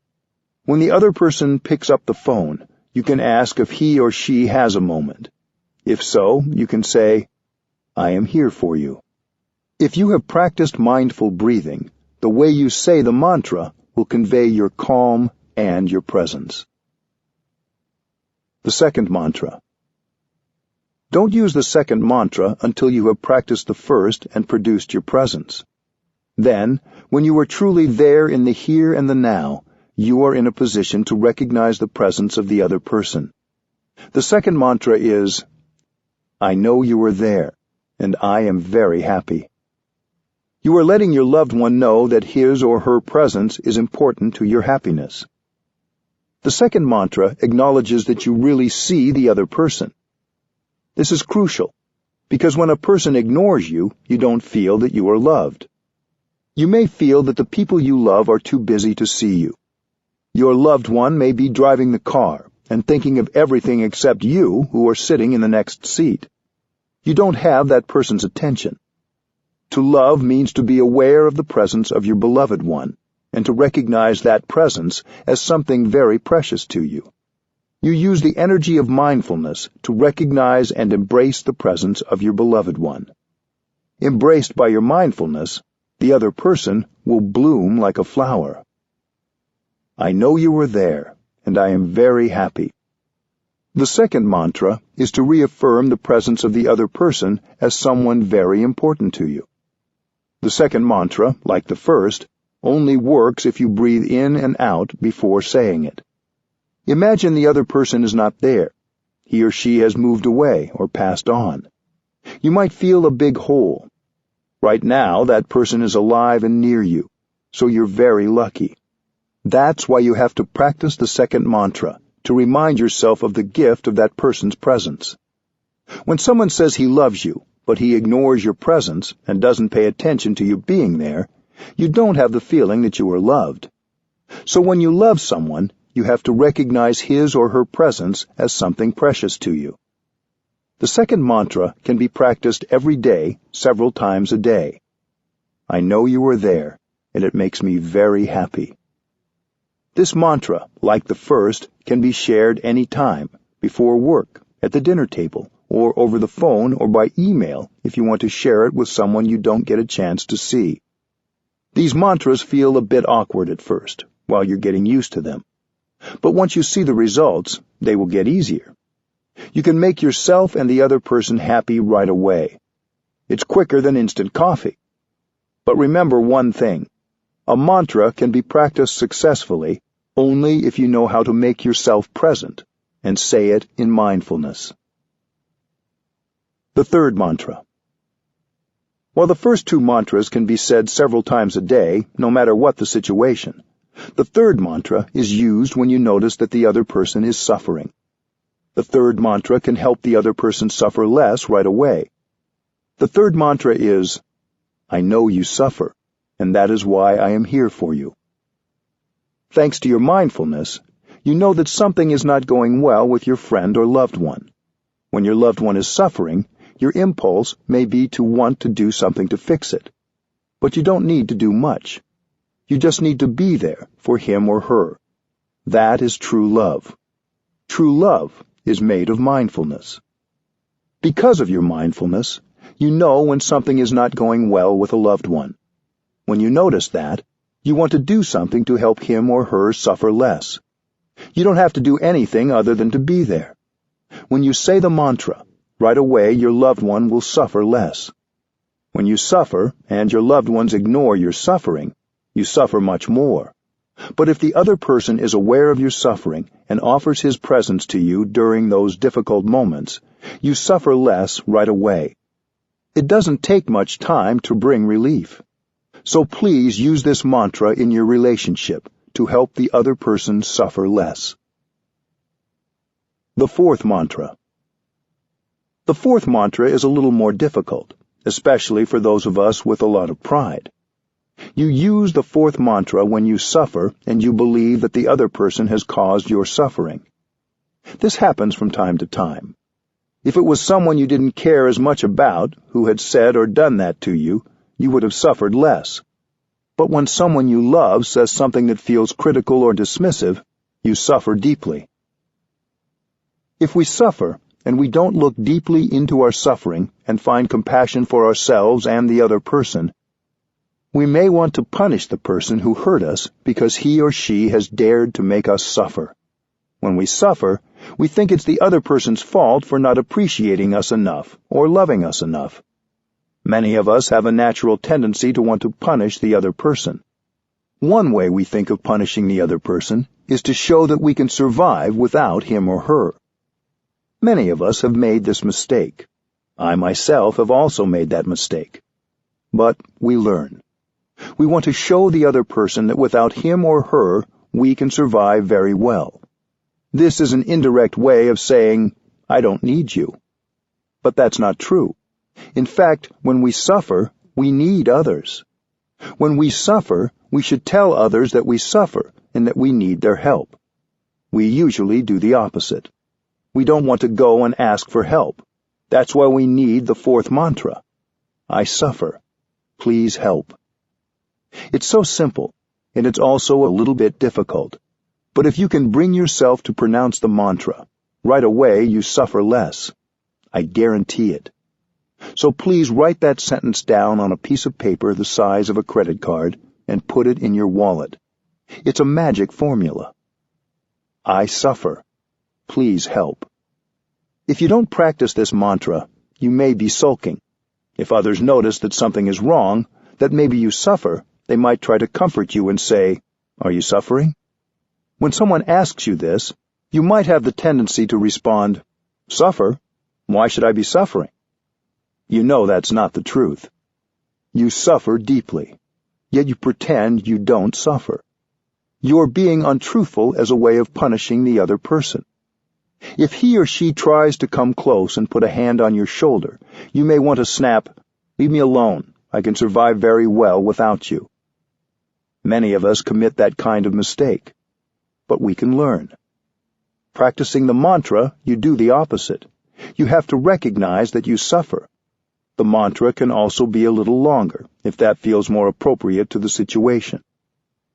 I suffer. I want you to know it. I don't understand why you did or said what you did. So please explain. I need your help. That is true love. To say, I don't suffer, I don't need your help, is not the language of true love. The next time you suffer, and you believe it's the other person's fault and that she is the cause of your suffering, remember to take out the paper and read it, and you will know exactly what to do.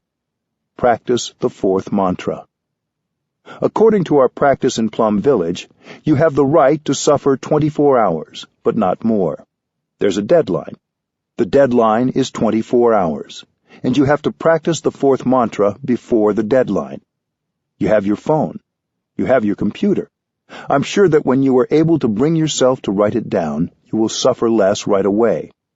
If you aren't calm enough within 24 hours to practice the fourth mantra, you can write it down on a piece of paper and leave it on the other person's desk or somewhere it is sure to be seen. The mantra can be further broken down into 3 sentences. The first is, I suffer and I want you to know. That's sharing yourself with the person you care about. You share your happiness with each other. You also need to share your suffering. The second sentence is, I am doing my best. It means, I am practicing mindfulness, and when I get angry, I won't say anything that can cause damage to myself or to you. I am practicing mindful breathing, mindful walking, and looking deeply into my suffering to find the roots of my suffering. I believe that you have caused my suffering, but I know I shouldn't be too sure about that. I'm looking to see whether my suffering has come from a wrong perception on my part. Maybe you didn't mean to say it. Maybe you didn't want to do it. I'm now doing my best to practice looking deeply, to recognize my anger and embrace it tenderly. The second sentence is an invitation for the other person to do the same, to practice like you are. When the other person gets the message, he might say to himself, Oh, I didn't know that she was suffering. What have I done or said to make her suffer like that? It is an invitation for the other person to also practice looking deeply. If one of you finds out the cause, that person should communicate right away and apologize for being unskillful so that the other person doesn't continue to suffer. So the second sentence is an invitation for both sides to look deeply, to be aware of what is going on and investigate the real cause of the suffering. It's a recognition that the other person is human and is doing his or her best at the time, and that we are doing our best as well. The third sentence is, "Please help." This sentence acknowledges that we can't figure it out all on our own. We need each other. This is perhaps the hardest part. The three sentences together are, "I suffer, and I want you to know it. I am doing my best. Please help." The fifth mantra. The fifth mantra is, "This is a happy moment." When you are with someone you care about, you can use this mantra. This is not autosuggestion or wishful thinking, because there are conditions of happiness that are there. If we're not mindful, we won't recognize them. This mantra is to remind ourselves and the other person that we are very lucky, that there are so many conditions of happiness that are available in the here and the now. We can breathe easily. We have each other. We have the blue sky and the solidity of the whole earth supporting us. Sitting with the other person, walking together, you may want to pronounce the fifth mantra and realize how lucky you are. Being able to recognize that this moment is a happy moment depends on your mindfulness. These conditions of happiness are more than enough for both of you to be happy in the here and the now. It is mindfulness that makes the present moment into a wonderful moment. We can each learn how to bring happiness into the here and the now with our practice. What are we waiting for to be happy? Why do we have to wait? With mindfulness, you can recognize that it is possible to be happy right here and right now. The sixth mantra. You use the sixth mantra when someone praises or criticizes you. You can use it equally well in both cases. The sixth mantra is, "You are partly right. I have weaknesses in me, and I have strengths in me. If you praise me, I shouldn't get too puffed up and ignore the fact that in me there are also challenges. When you criticize me, I shouldn't get lost in that and ignore the positive things. When you see beautiful things in someone, you tend to overlook the things that are not so beautiful. But as human beings, we all have both positive and negative aspects. So when your loved one rhapsodizes about you, telling you that you are the very image of perfection, you can say, "You are partly right. You know that I have other things in me too." In this way, you retain your humility. You don't become the victim of a prideful illusion, because you know that you're not perfect. This is very important. When you pronounce the sixth mantra, you preserve your humility. If the other person criticizes you, you can reply, "Darling, you are only partly right, because I also have good things in me." Without judgment, you investigate so you can improve. If somebody misjudges you, you reply, "You have said something that is partly correct, but in me there are also positive things."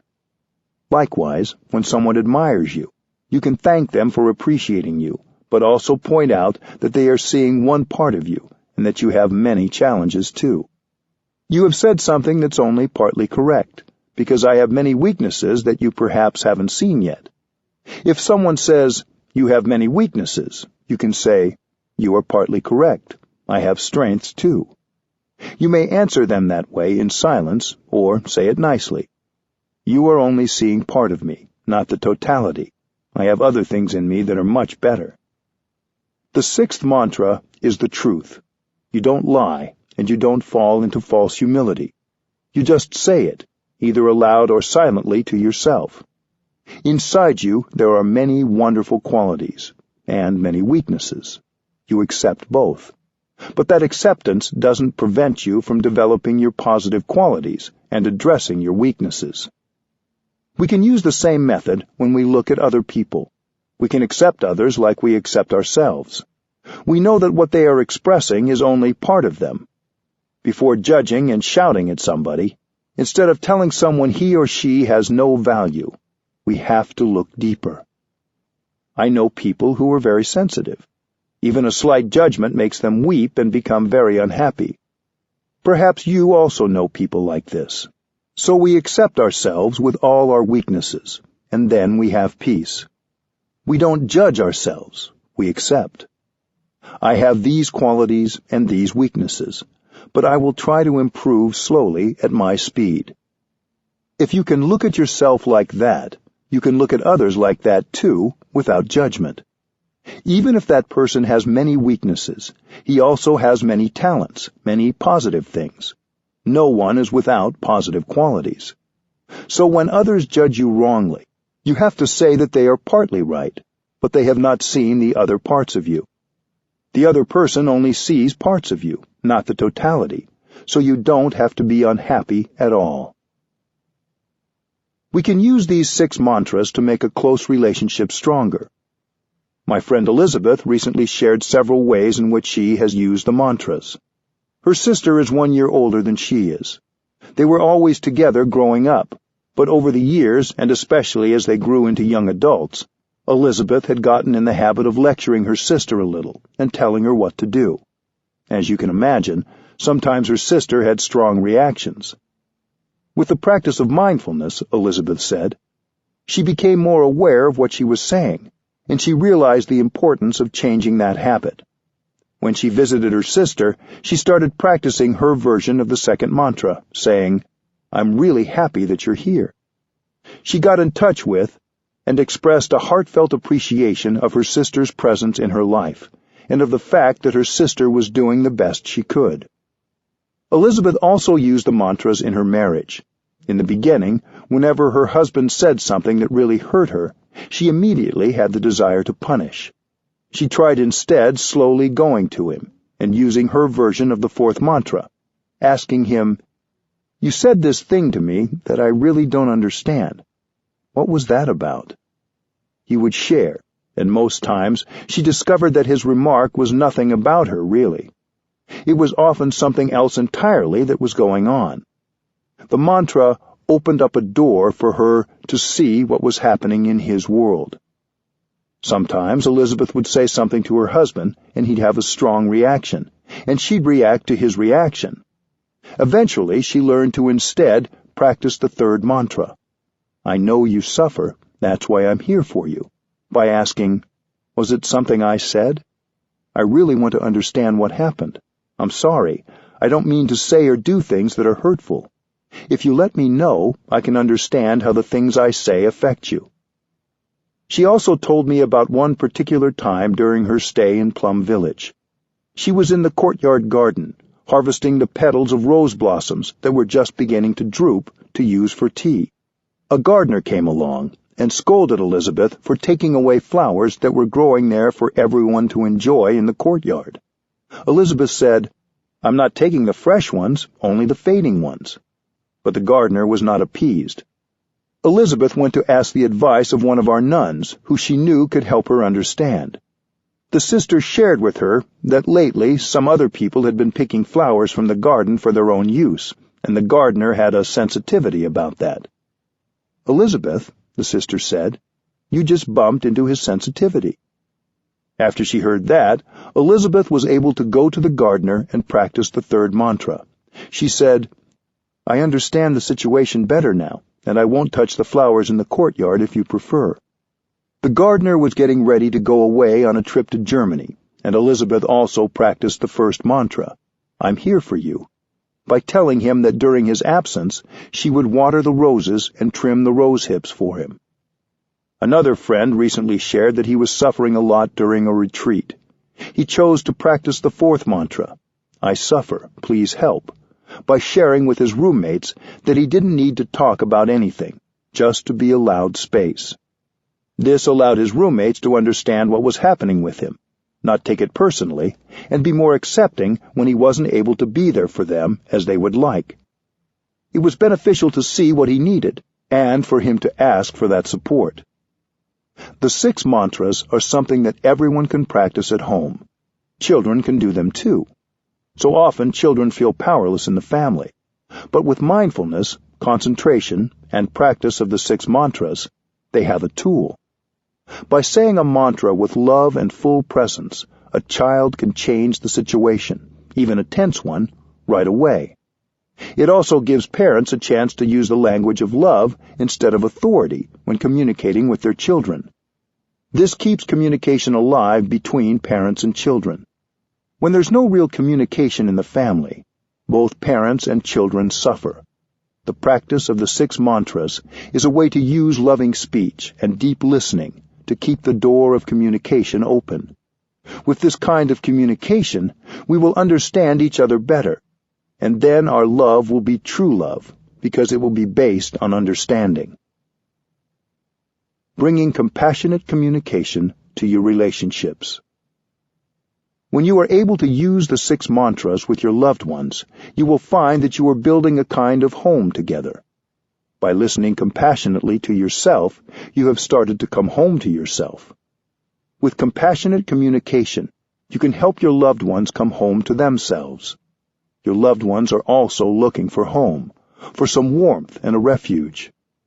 Once you have a home, you can help the other person. You are confident because you know how to connect with yourself and make a home for yourself. Your confidence can inspire others to do the same. They may find a home in you, and they lean on that to build a home in themselves.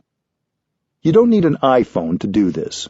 You need your eyes, to look at them with compassion. You need your ears and your mouth to listen with compassion and speak mindfully. When your loved one is able to go back to himself or herself, then your relationship becomes a real relationship, because both of you feel at home in yourselves. Don't be afraid to give your loved ones the space they need to listen to themselves. When you have enough space to listen to your own self, when you come together, you find a home in each other as well as in yourselves. There is a communal home for you to share. This becomes the base of all your relationships. If you want to help society, your community, your country, you have to have a home base. When you have a true home in yourself and in your home, you have happiness, safety, and fulfillment. Then you are in a position to go out and help create a more compassionate and loving community. 5. When difficulties arise. Many of us suffer because our communication with other people is difficult. At work, for example, we often feel we have tried everything and there is no way to reach our colleagues. This is often true in families as well. We feel our parents, our siblings, or our children are too stuck in their ways. We think no real communication is possible. Yet there are many ways to reconcile and to create openings for more compassionate communication. Communicating when you're angry. One reason we have trouble communicating with others is that we often try to communicate when we are angry. We suffer, and we don't want to be alone with all that suffering. We believe that we are angry because of something others did, and we want them to know it. Anger has urgency to it. We want to let others know right away what the problem with them is. But when we're angry, we aren't lucid. Acting while angry can lead to a lot of suffering and can escalate the situation. That doesn't mean we should suppress our anger. We shouldn't pretend that everything is fine when it isn't. It's possible to feel and engage with our anger in a healthy and compassionate manner. When anger is there, we should handle it with tenderness, because our anger is us. We shouldn't do violence to our anger. Doing violence to our anger is doing violence to ourselves. Mindful breathing helps us recognize our anger and treat it tenderly. Mindful energy embraces the energy of anger. Anger is a strong energy, and we may need to sit with it for a while. When you cook potatoes, you have to maintain the fire underneath for at least 15 or 20 minutes. The same is true of the practice of mindfulness when it embraces anger. It will take a while, because the anger takes a while to cook. After you have sat with mindful awareness and calmed your anger, you can look deeply into the anger to see its nature and where it has come from. What is the root of that anger? Anger may come from a wrong perception, or a habitual way of responding to events that doesn't reflect our deepest values. In popular psychotherapy, we're sometimes encouraged to express our anger physically, to get it out of our system. We're advised to allow our anger to manifest by shouting in a secluded place, or hitting an inanimate substitute, such as a pillow. I haven't found this practice to be useful in transforming the roots of anger. Think of a wood stove. If something goes wrong with it, you can open the windows so the smoke goes out. But if the stove still has that defect, the smoke will come again. You have to fix the wood stove. Yelling and punching your pillow can be just rehearsing and nourishing anger and making it stronger, not getting it out of your system. You have to get genuinely in touch with your anger in order to heal. While you're hitting your pillow, you're not really getting in touch with your anger in a way that helps your understanding grow. You're not even getting in touch with the pillow, because if you were in touch with the pillow, you would know that it was only a pillow. Suppressing anger can be dangerous. It will explode if it is ignored. Anger, like all strong emotions, wants to express itself. So, how do we handle it? The best thing is to go home to ourselves and take care of our anger. We can remember the first mantra and be there for ourselves and take care of our anger. We return to ourselves and connect body and mind. Return to your practice of mindful breathing and mindful walking.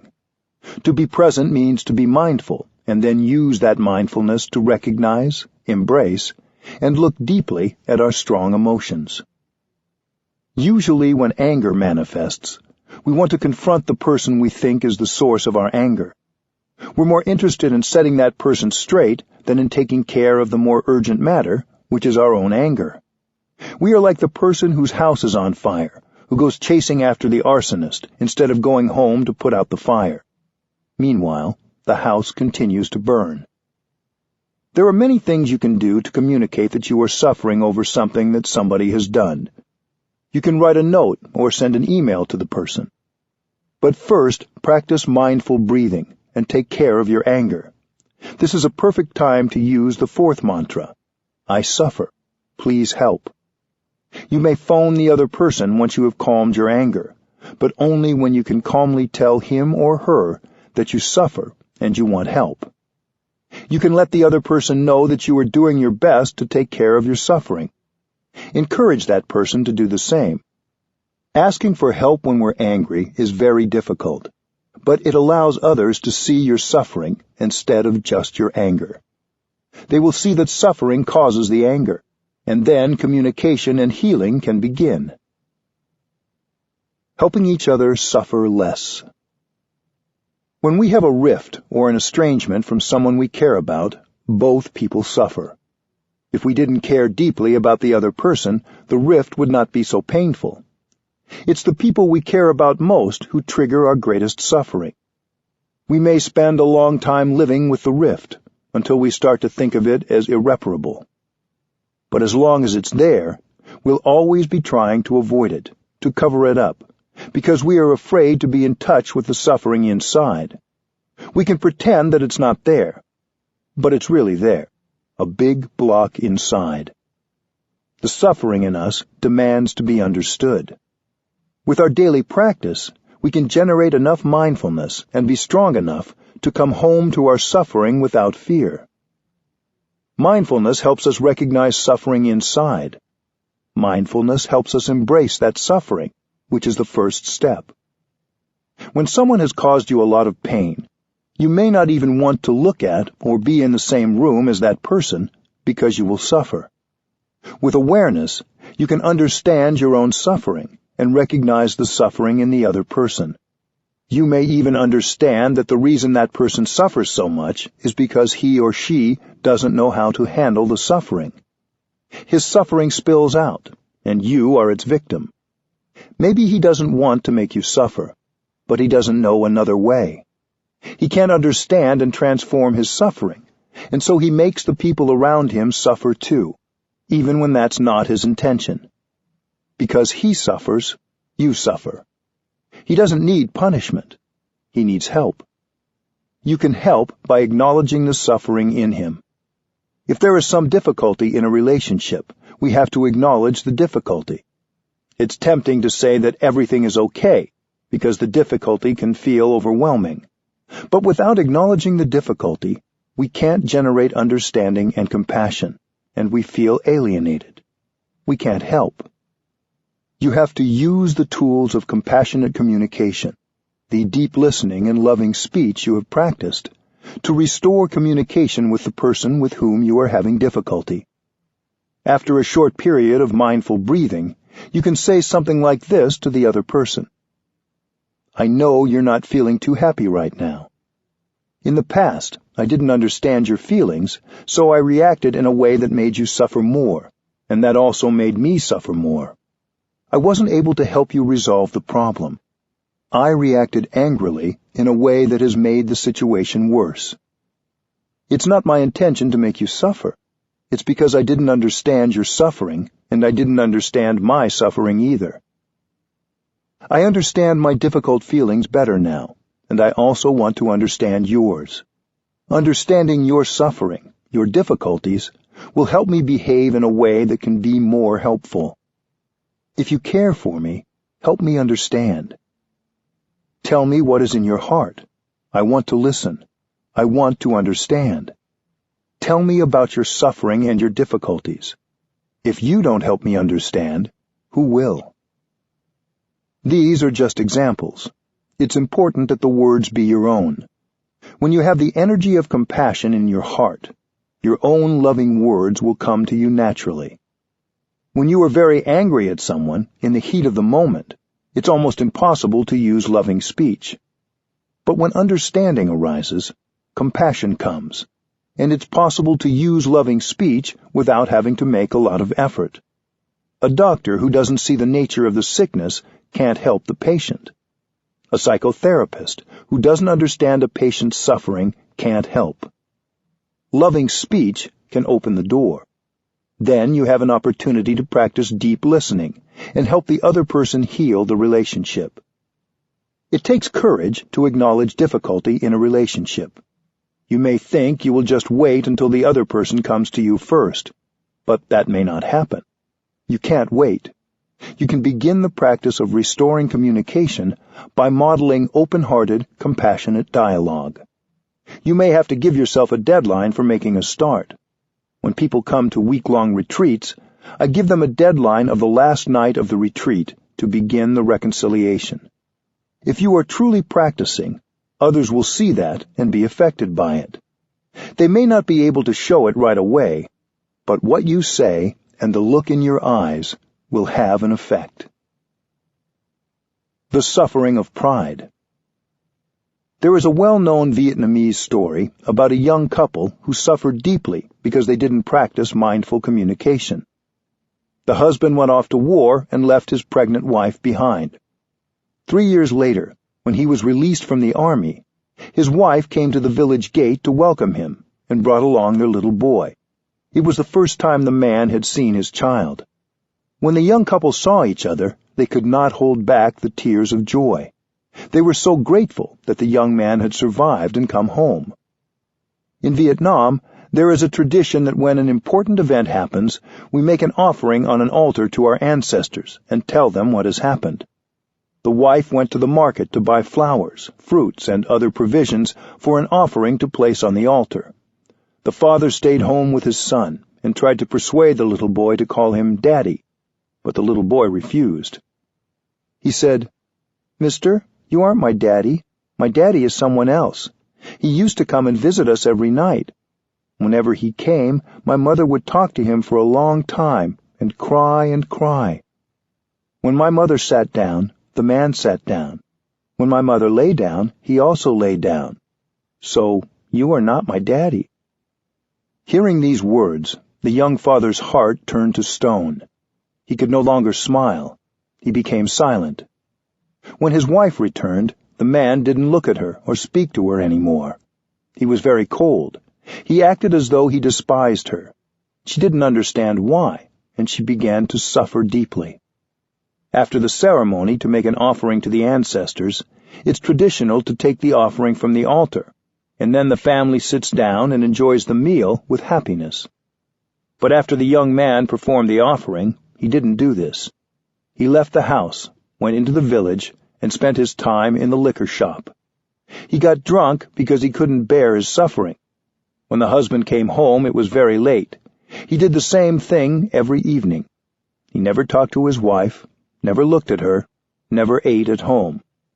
The young lady suffered so much she couldn't bear it, and on the 4th day she jumped into the river and drowned. The evening after the funeral, the young father and the boy came home. As the man lit the kerosene lamp, the little boy shouted, "Here is my father," and pointed to the shadow of his father on the wall. It turned out that the young woman used to talk to her shadow every night, because she missed her husband so much. One day the little boy had said, "Everyone in the village has a father. Why don't I have one?" In order to calm the little boy, she pointed to her shadow that night on the wall and said, "There is your father." Of course, when she sat down, the shadow would sit down too. Now, the young father understood. His wrong perception had been wiped away, but it was too late. What if the man had gone to his wife and asked, "Darling, I've suffered so much the last few days. I don't think I can survive. Please help me. Please tell me who is that person who used to come every night and with whom you talked and cried?" That's a very simple thing to do. If he had done this, the young lady would have had a chance to explain, the tragedy would have been averted, and they would have recovered their happiness very easily. That's the direct way. But he didn't do this because he was so deeply hurt, and his pride prevented him from going to her and asking for help. The woman suffered so much as well. She was deeply hurt because of her husband's behavior, but she didn't ask for his help. Perhaps if she'd asked her husband what was wrong, he would have told her what their son had said. But she didn't because she, too, was caught in pride. A wrong perception can be the cause of a lot of suffering. All of us are subject to misunderstanding. We live with wrong perceptions every day. That's why we have to practice meditation and looking deeply into the nature of our perceptions. Whatever we perceive, we have to ask ourselves, are you sure your perception is right? To be safe, you have to ask. We're subject to many wrong perceptions in our daily lives. It may be that the other person didn't have the intention to hurt you. Mindful communication has the potential to ease so much of the unnecessary suffering in our relationships. Reconciling in families. Sometimes communication is hardest in our own family, because families share similar suffering and ways of responding to suffering. The suffering of your parents was passed down from their parents and from their ancestors before them. Unless you begin to understand your own suffering and reconcile with yourself, that suffering will continue to be passed down to future generations. So we do the work of mindful communication, not just for ourselves and our loved ones, but for our descendants. Understanding your own suffering, you understand the suffering of your father. Your father may have had a lot of suffering and been unable to handle and transform the suffering, so he transmitted the whole mass of suffering to you. You inherit this suffering from him and from your mother. When we're still young, many of us are determined to be different from our parents. We say we'll never make our children suffer, but when we grow up, we tend to behave just like our parents, and we make others suffer, because like our ancestors, we don't know how to handle the energies we've inherited. We've received many positive and negative seeds from our parents and ancestors. They transmitted their habit to us because they didn't know how to transform it. Sometimes these habit energies have passed through many generations. You have to recognize that you are the continuation of your father, mother, and ancestors. Cultivate mindfulness so you can recognize the habit energy each time it arises and embrace it with your energy of mindfulness. Each time we're able to do this, the habit energy becomes weaker. If we keep practicing like this, we can stop the cycle of transmission, and this will benefit not only us, but our children and descendants. We can also help our children learn how to handle their habit energies and nourish the positive elements they have inside. The suffering we received from our parents when we were children is probably our deepest suffering.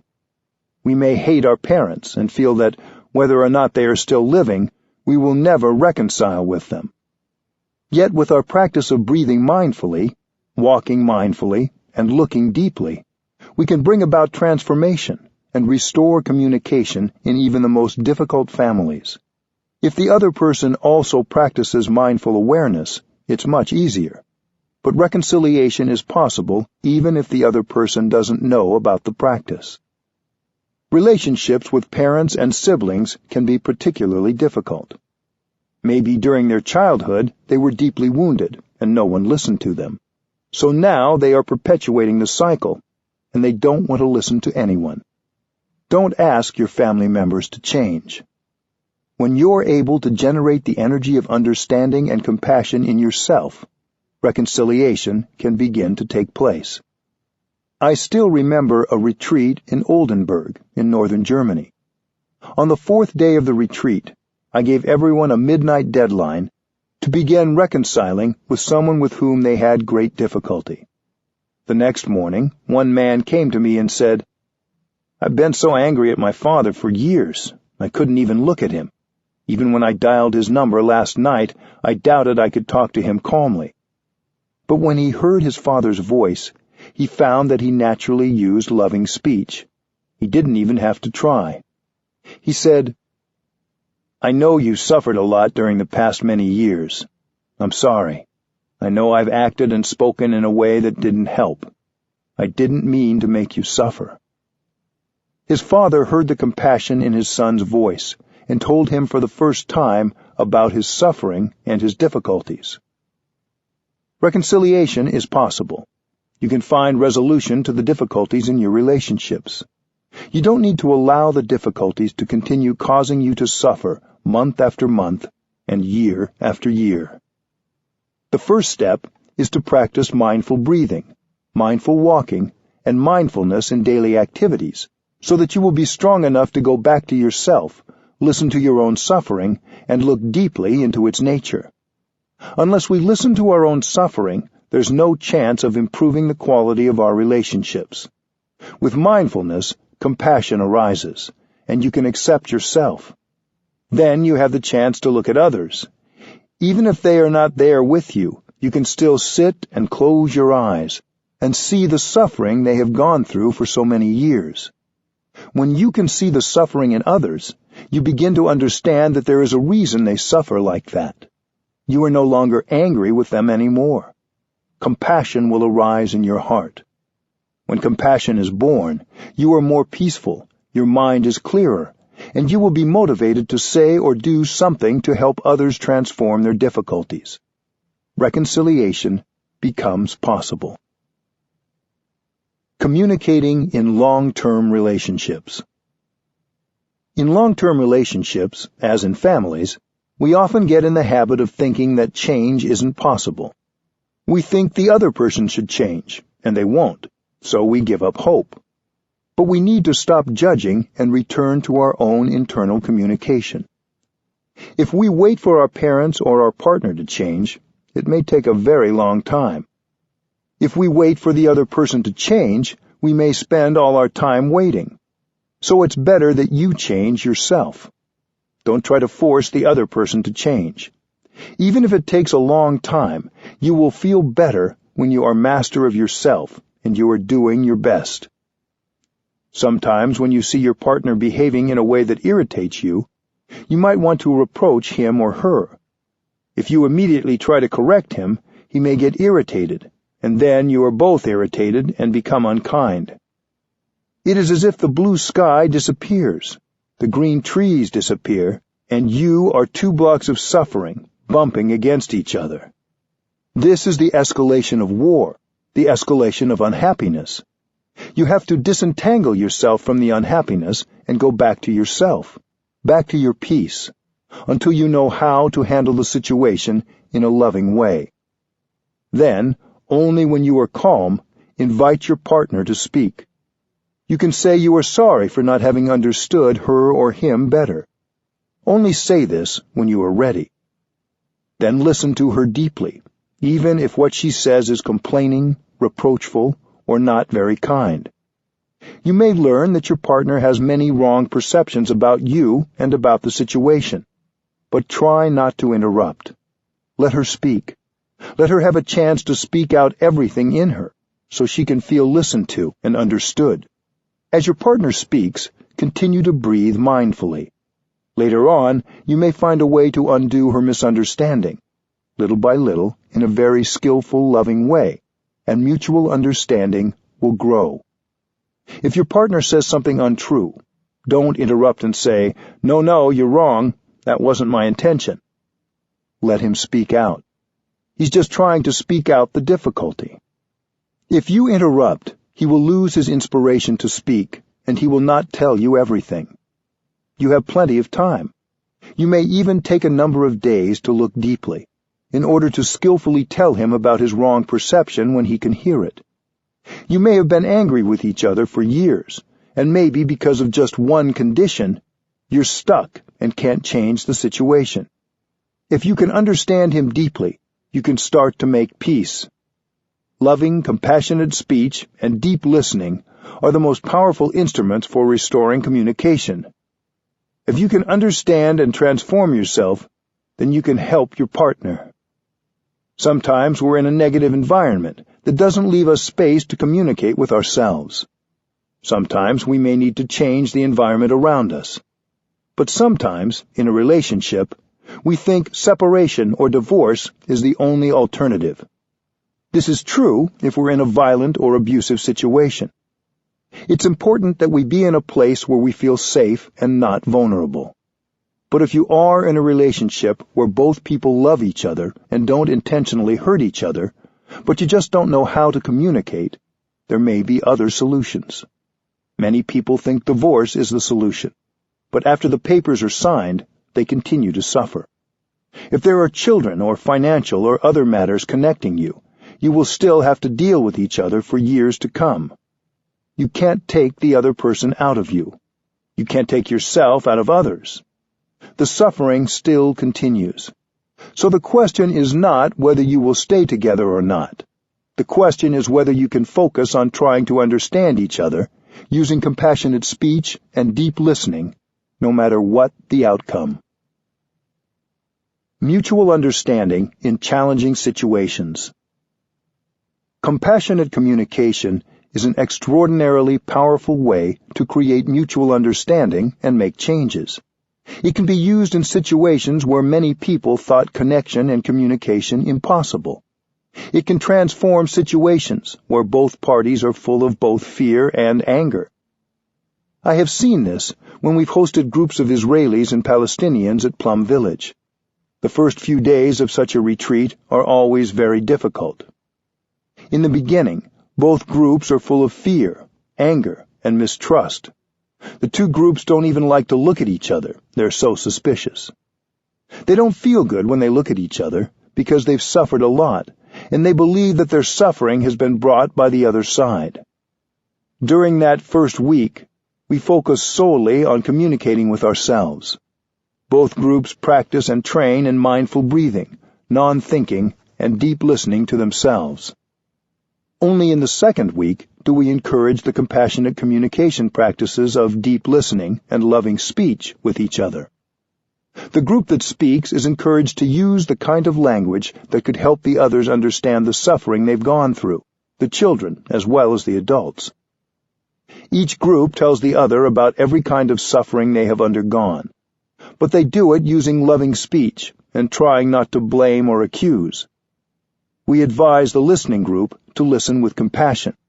If they hear a misperception, they shouldn't try to interrupt and correct, because they will have plenty of time later on to help the other group correct their perceptions. When one group listens deeply to the other group, they recognize, maybe for the first time, that the other side has suffered very much, and that the suffering of the other group is very much like their own suffering, even if the circumstances are different. For many, it's the first time that they recognize people on the other side as human beings just like them, who have suffered just like them.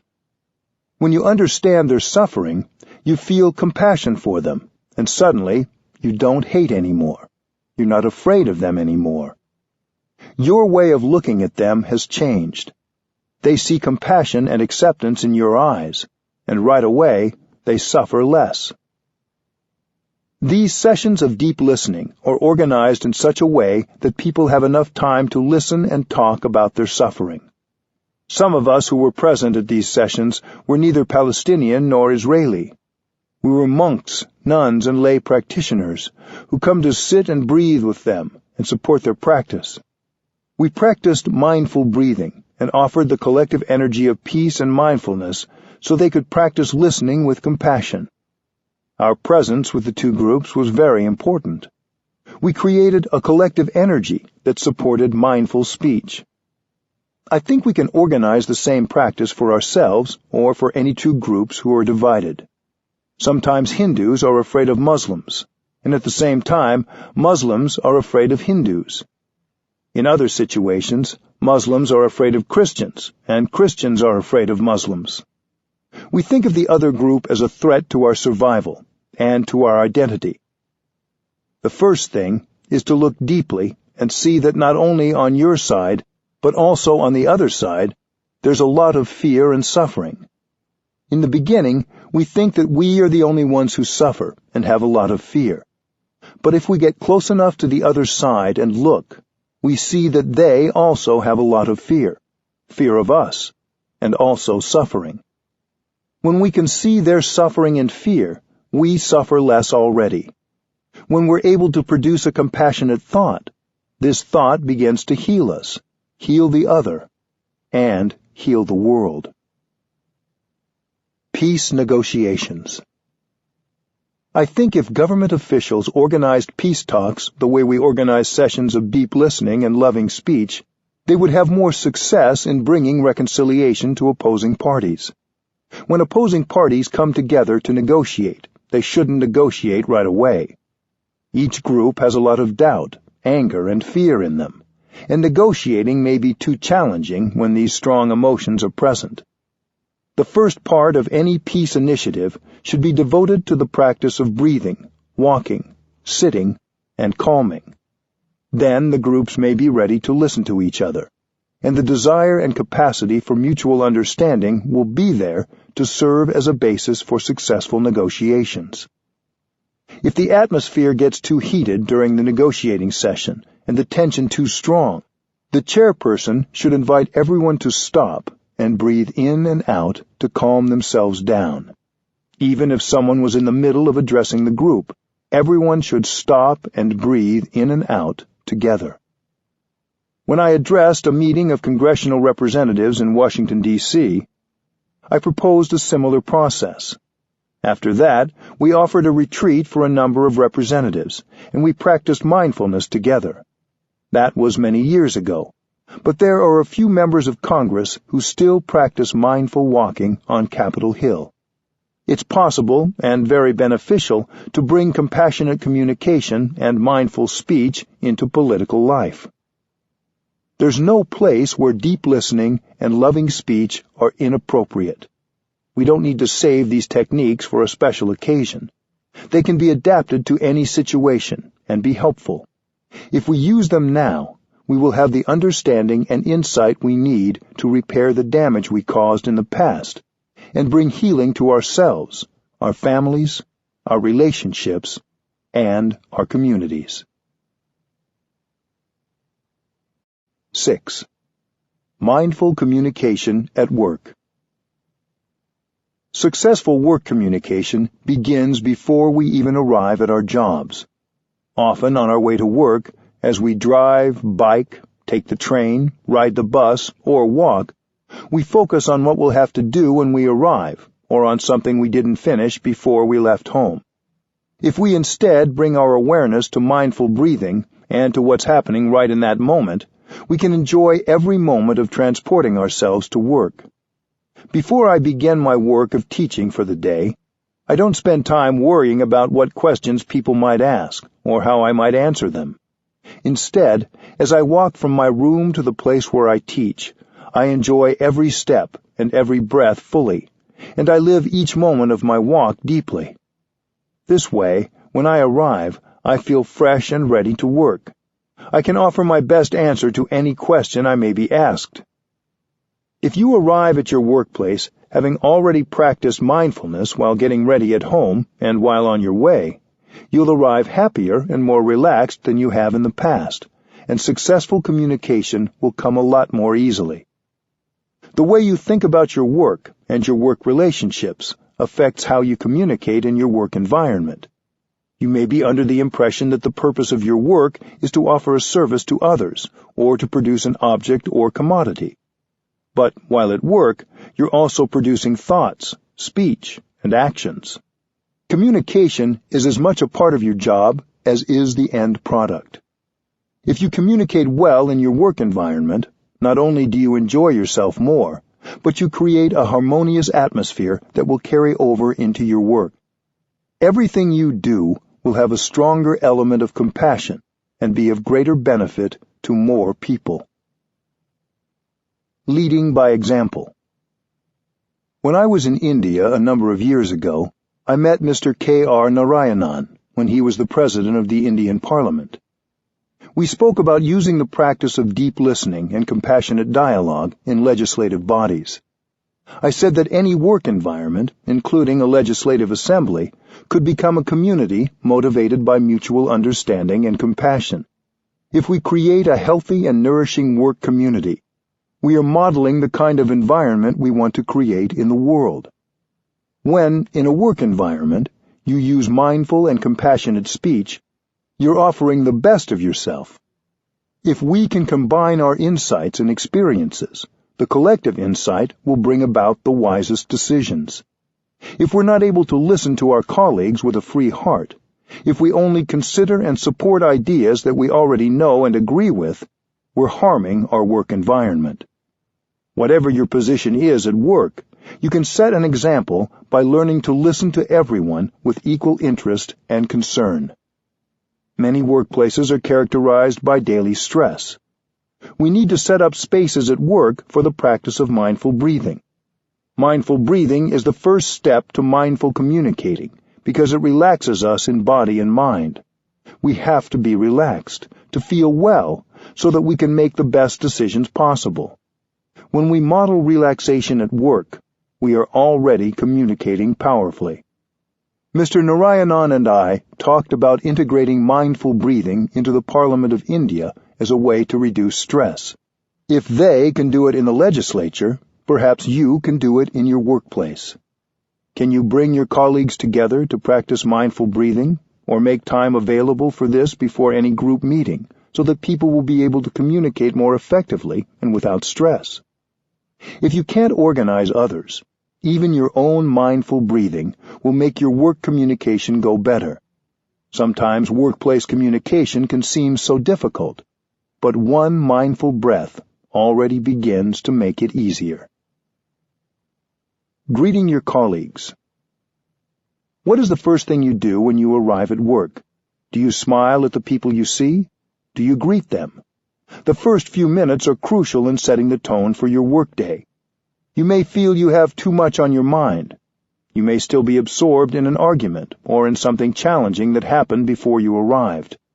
But if you spent the time getting to work breathing mindfully and being in the present moment, you will arrive with a clear mind, and you'll be able to greet people with a warm and open smile. This is part of your job, no matter what your profession. Answering the phone. At work, many of us communicate, not just with people around us, but by email, telephone, or video conferencing. Some of us work primarily with people who aren't in the same physical space, or even in the same time zone or country. Even so, you can turn every phone conversation or email into an opportunity to practice compassionate communication.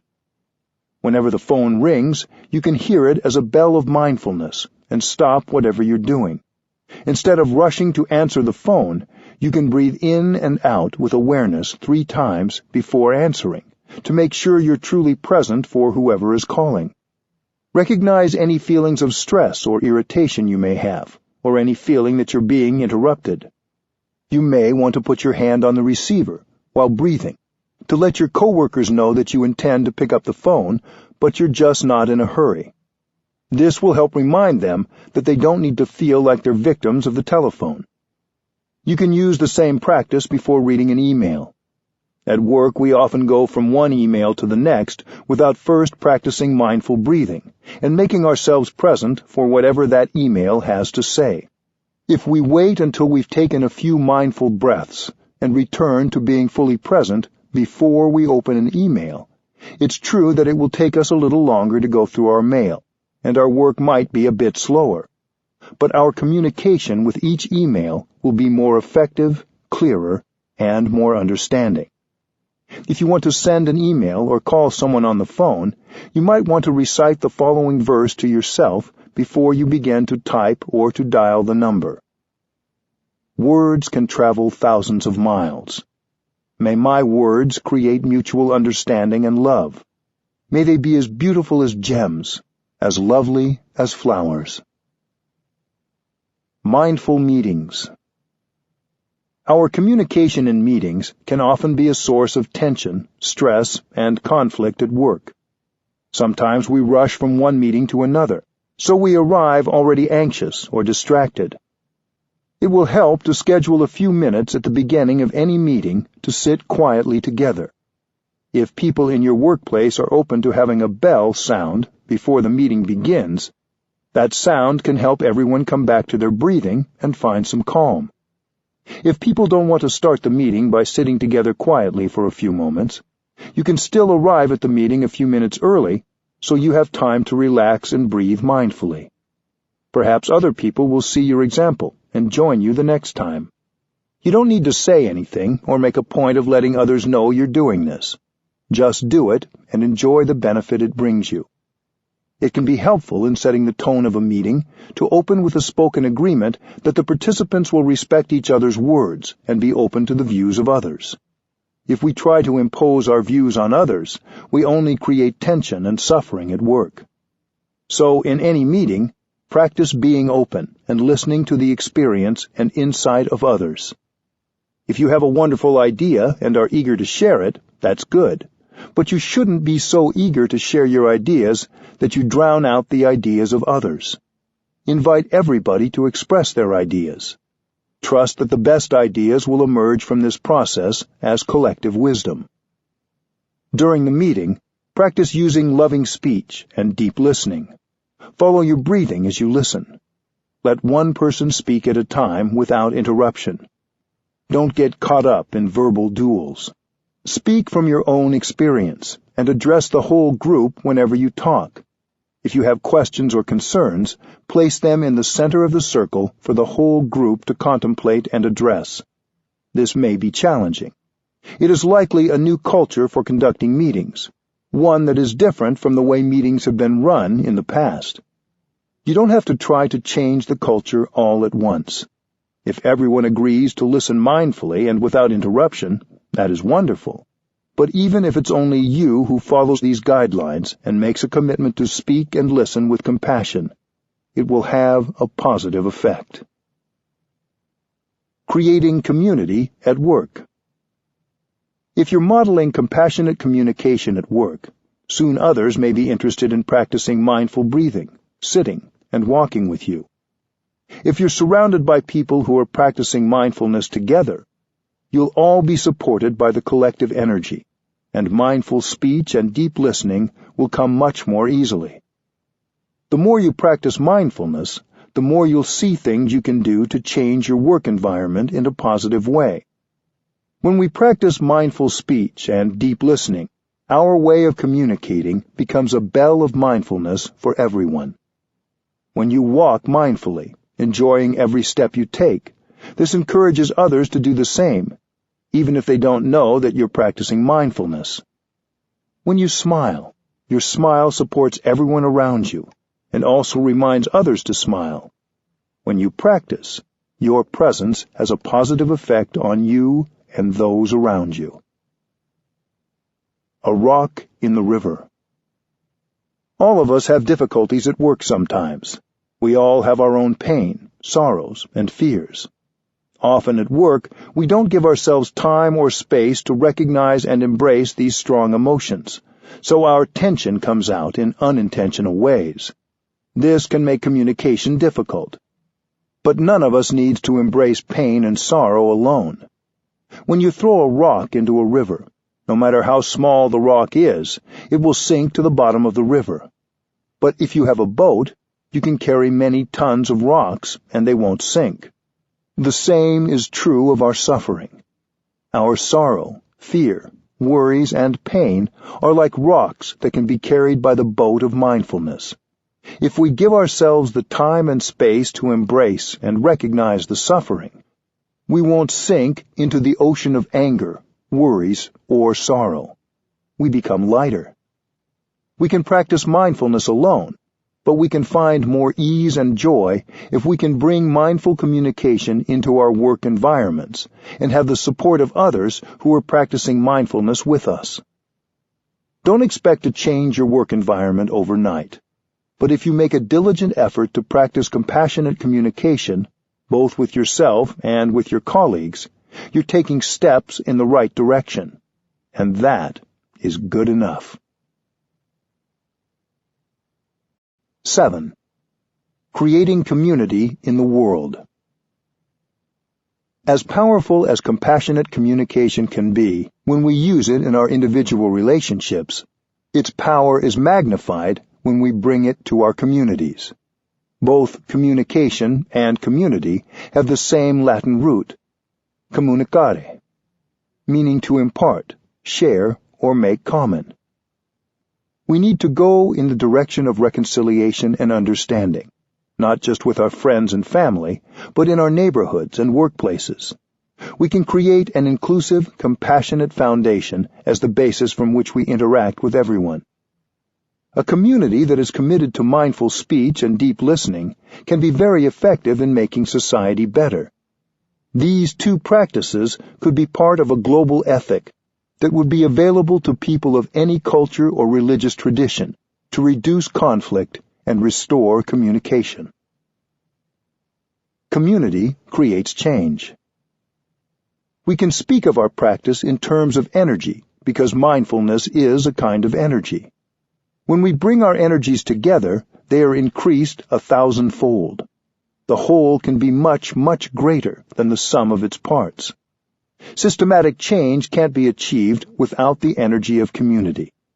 If you want to save the planet, if you want to transform society, you need a strong community. Technology is not enough. Without mindfulness, technology can be more destructive than constructive. When we speak about creating a sustainable environment or a more just society, we usually speak of physical action or technological advances as the means to achieve these goals. But we forget about the element of a connected community. Without that, we can't do anything at all. Usually, we think of communal action in terms of physical acts, but the energy of a shared meditative silence or communal chanting is also communication and a powerful kind of action. I don't think of this concentration so much as prayer or a religious rite, but rather as a form of communication. When we sit and concentrate as a community, we create a collective energy that has compassion and awakened understanding in it. Sitting together in silence can be a practice of listening to our own suffering and the suffering of the world. The collective energy of mindfulness also supports our individual practice. When we see other people who are in good communication with themselves and others, they inspire us. Sometimes the cause of our sorrow is hidden by so many layers of suffering that we can't penetrate it by ourselves, even when we practice diligently and sit mindfully. In these cases, the energy of a community of mindfulness can help us embrace and release suffering that we could not reach by ourselves. If we open our hearts, the collective energy of the community can penetrate the suffering inside us. Mindful listening and speaking will make it easier for us to build a stronger community. Building trust and sharing suffering. Some of us do not easily trust another person. For such a person, it can be difficult to imagine sharing with a larger community. We may be a little bit wary or even very suspicious. People say they love us and understand us, but we haven't really experienced that love and understanding. We should be able to find ways to help a person who doesn't have the capacity to receive love and understanding. Sometimes there is real love. There is real understanding. But the person doesn't believe in love and understanding, and that's why he has never been able to receive it. That person is like a hungry ghost.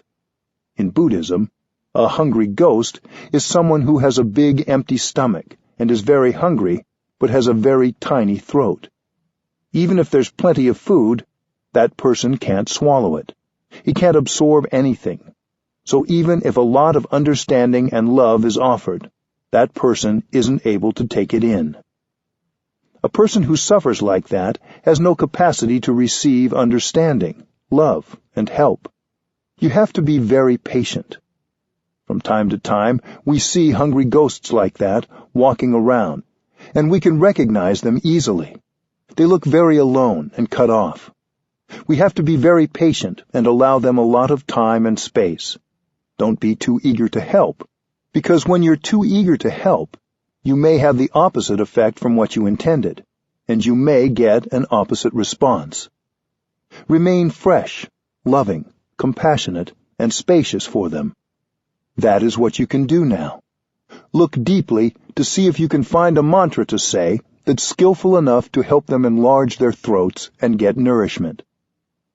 With patience and time, one day their throats will be larger, and they will begin to notice the energy of love and understanding that is in you. Community building takes time. Community strengthens compassion.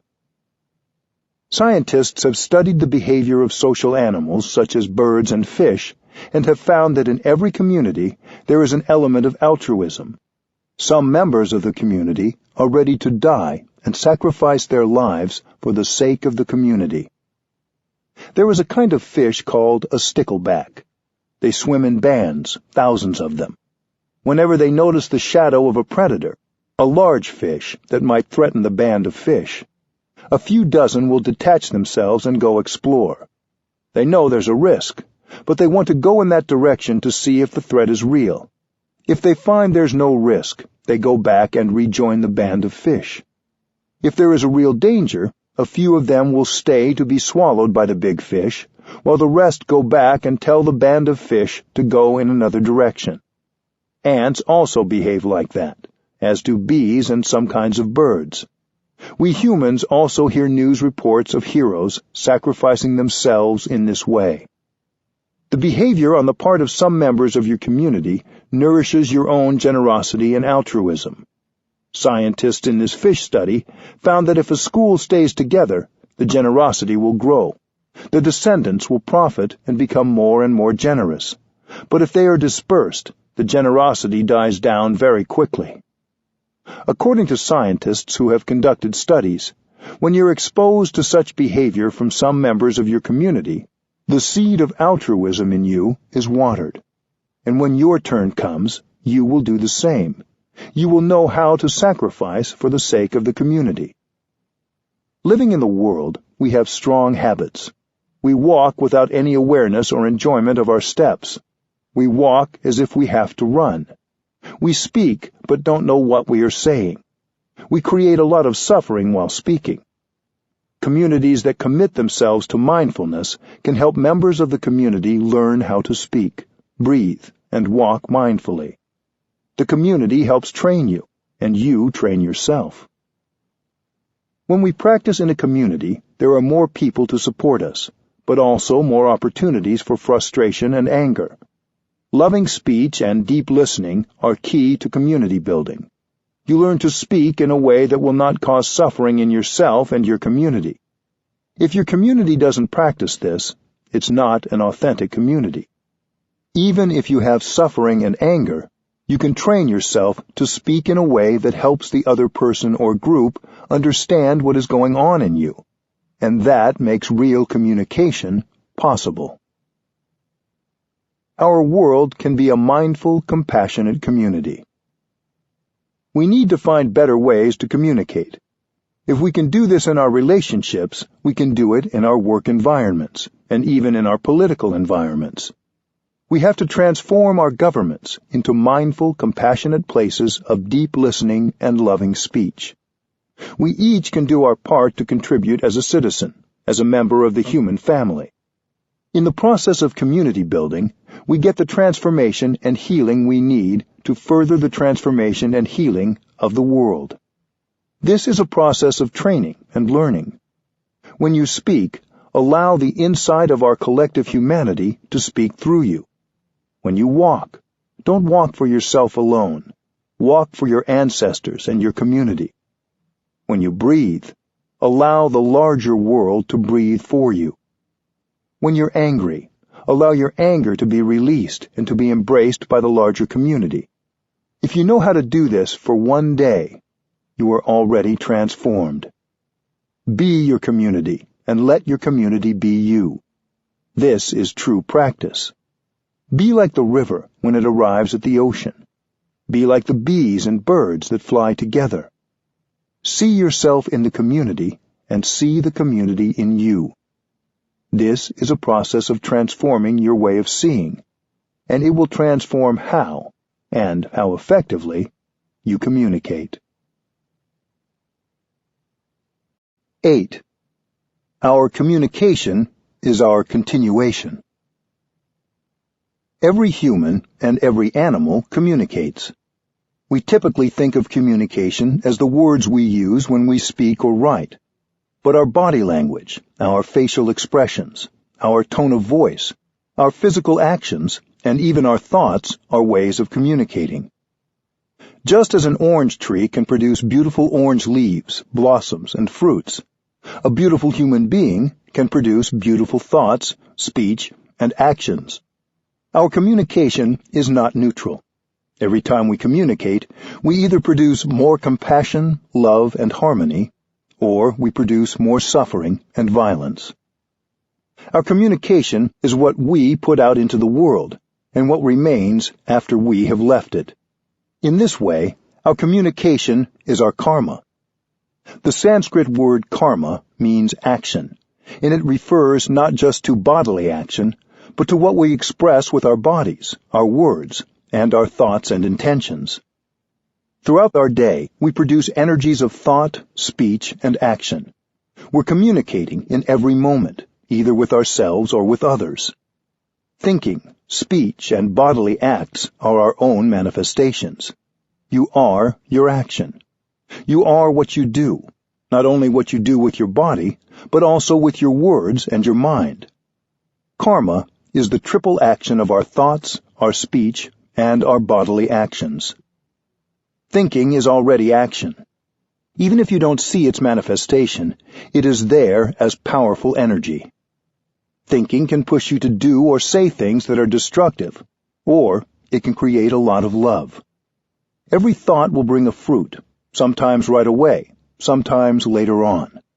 When you produce a thought of hate, anger, or despair, that thought is a poison which will affect your body and your mind. A thought of hatred or anger can lead one person to hurt another. If you commit a violent act, it means you've been producing thoughts of hatred, anger, and the desire to punish. So thinking is already acting. You don't need to say or do anything in order to be acting. To produce a thought is to act. When you produce a thought that is full of understanding, forgiveness, and compassion, that thought will immediately have a healing effect on both your physical and mental health and on those around you. If you think a thought that is full of judgment and anger, that thought will immediately poison your body and mind and the people around you. Thinking is the first kind of action, because our thinking is the basis for how we affect the world. Our speaking also has a huge effect. If we're capable of speaking and writing with compassion and understanding, we feel wonderful in our bodies and in our minds. We don't speak with compassion just so that the person or people we're speaking to will feel better. Our compassionate speech has a healing effect on us too. After you have been able to say something kind, forgiving, and compassionate, you feel much better. When you write words full of compassion and forgiveness, you feel freer, even if the person you're writing to hasn't read them yet. Even before you mail the letter or send the email or text, you feel better. The person reading your words will also feel your compassion. In the same way, if you speak with anger and violence, if you speak out of a desire to punish, both you and the people who hear your words experience more suffering. Think of a child hearing her parents fighting. Even if the words are not directed at her, the effect of the angry speech is much the same. Speech, the second form of action, can heal and liberate, or it can cause destruction and pain. The third form of action is bodily action. We communicate with our body language, our clenched fists or open arms, but also with our larger actions, including what we choose to show up for, what we do with our day, and how we treat others. If you are able to do something in the line of saving, supporting, protecting, comforting, rescuing, or caring, there is a positive effect right away. Every communication bears our signature. Everything we say and do bears our signature. We can't say, "That's not my thought." We're responsible for our own communication. So if it happens that yesterday I said something that wasn't right, I have to do something today to transform it. The French philosopher Jean-Paul Sartre said, "Man is the sum of all his actions." The value of our lives depends on the quality of our thinking, our speech, and our action. We want to offer the best kind of thinking, the best kind of speech, and the best kind of bodily acts, because those actions are our continuation. When we think, when we speak, when we act, we create, and we are there in our creations. That is the outcome of our being. Our communications will not be lost when our physical bodies are no longer here. The effect of our thinking, speech, and physical actions will continue to ripple outward into the cosmos. Whether this body is still here or has disintegrated, our actions continue. When you produce a thought, it bears your signature. It's you who produced that thought, and you are responsible for it. If it's a thought of compassion, forgiveness, non-discrimination, you will continue beautifully because you are there in it. You are the author of that action. Your speech and your physical actions, both compassionate and violent, also bear your signature. We are like the cloud that produces the rain. Through the rain, the cloud continues to affect the crops, the trees, and the rivers, even after the cloud is no longer floating there in the sky. Likewise, everything we produce in terms of thought, speech, and action continues even after our bodies disintegrate. The cloud is there in the cornfield and in the river. When this body disintegrates, our words, thoughts, and physical actions continue to have an effect. Our thoughts, speech, and actions are our real continuation. According to this practice, it's possible to continue beautifully into the future. Imagine a bank account somewhere in which we deposit every word, thought, and physical action. The bank account certainly does exist, but its nature is non-local. Nothing is lost. Changing the past. Suppose in the past you said something unkind to your grandmother. Now she is no longer alive, so you can't apologize directly to her. Many of us carry the guilt of something we have said or done that we think we can't rectify. But it's possible to erase that unskillfulness of the past. The past isn't exactly gone. If we know our communication continues, then we know the past is still there, disguised in the present moment. After all, the suffering is still there. You can touch it. What you can do is to sit down, breathe in and out deeply, and recognize that in every cell of your body there is the presence of your grandmother. Grandma, I know that you are there in every cell of my body. I am your continuation. I'm sorry I said something that made you suffer and made me suffer. Please listen, Grandma. I promise that from now on, I won't say such a thing to anyone anymore. Grandma, please accept helping me in this practice. When you talk to your grandmother like that, you can see her smiling to you, and you heal the suffering of the past. Communication isn't static. Even if yesterday you produced a thought of anger and hate, today you can produce a thought in the opposite direction, a thought of compassion and tolerance. As soon as we produce the new thought, it can very quickly catch up with yesterday's thought and neutralize it. Using right communication today can help us heal the past, enjoy the present, and prepare the ground for a good future. 9. Practices for compassionate communication. The computer bell. Many times when we work with our computers, we are completely lost in our work, and we forget to be in touch with ourselves. Or we may forget to pay attention to our conversations, getting carried away in juicy gossip, criticizing, complaining, or other unmindful speech. We can program a bell of mindfulness on our computers, and every quarter of an hour, or as often as we like, the bell sounds and we have a chance to stop and go back to ourselves. Breathing in and out 3 times is enough to release the tension in the body and smile, and then we can continue our work. Drinking tea in mindfulness. Drinking tea is a wonderful way to set aside time to communicate with yourself. When I drink my tea, I just drink my tea. I don't have to think. I can stop all my thinking while I drink my tea. When I stop my thinking, I can focus my attention on the tea. There is only the tea. There is only me. Between me and the tea, there is a connection. I don't need a telephone to talk to the tea. In fact, because I'm not on the telephone, I can get more in touch with the tea. I just breathe in, and I'm aware that my in-breath is there. I'm aware that my body is there, and I'm aware that the tea is there. It's wonderful to make the time to just drink your tea. In Zen Buddhism, we don't normally use commandments as hard and fast rules, but drink your tea is like a Zen commandment to bring you back to your true home. Don't think. Be there, body and mind united. Establish yourself in the here and the now. You are true. You are not a phantom. You are real, and you know what is going on. What is going on is that there is a cup of tea in your hands. Listening to your inner child.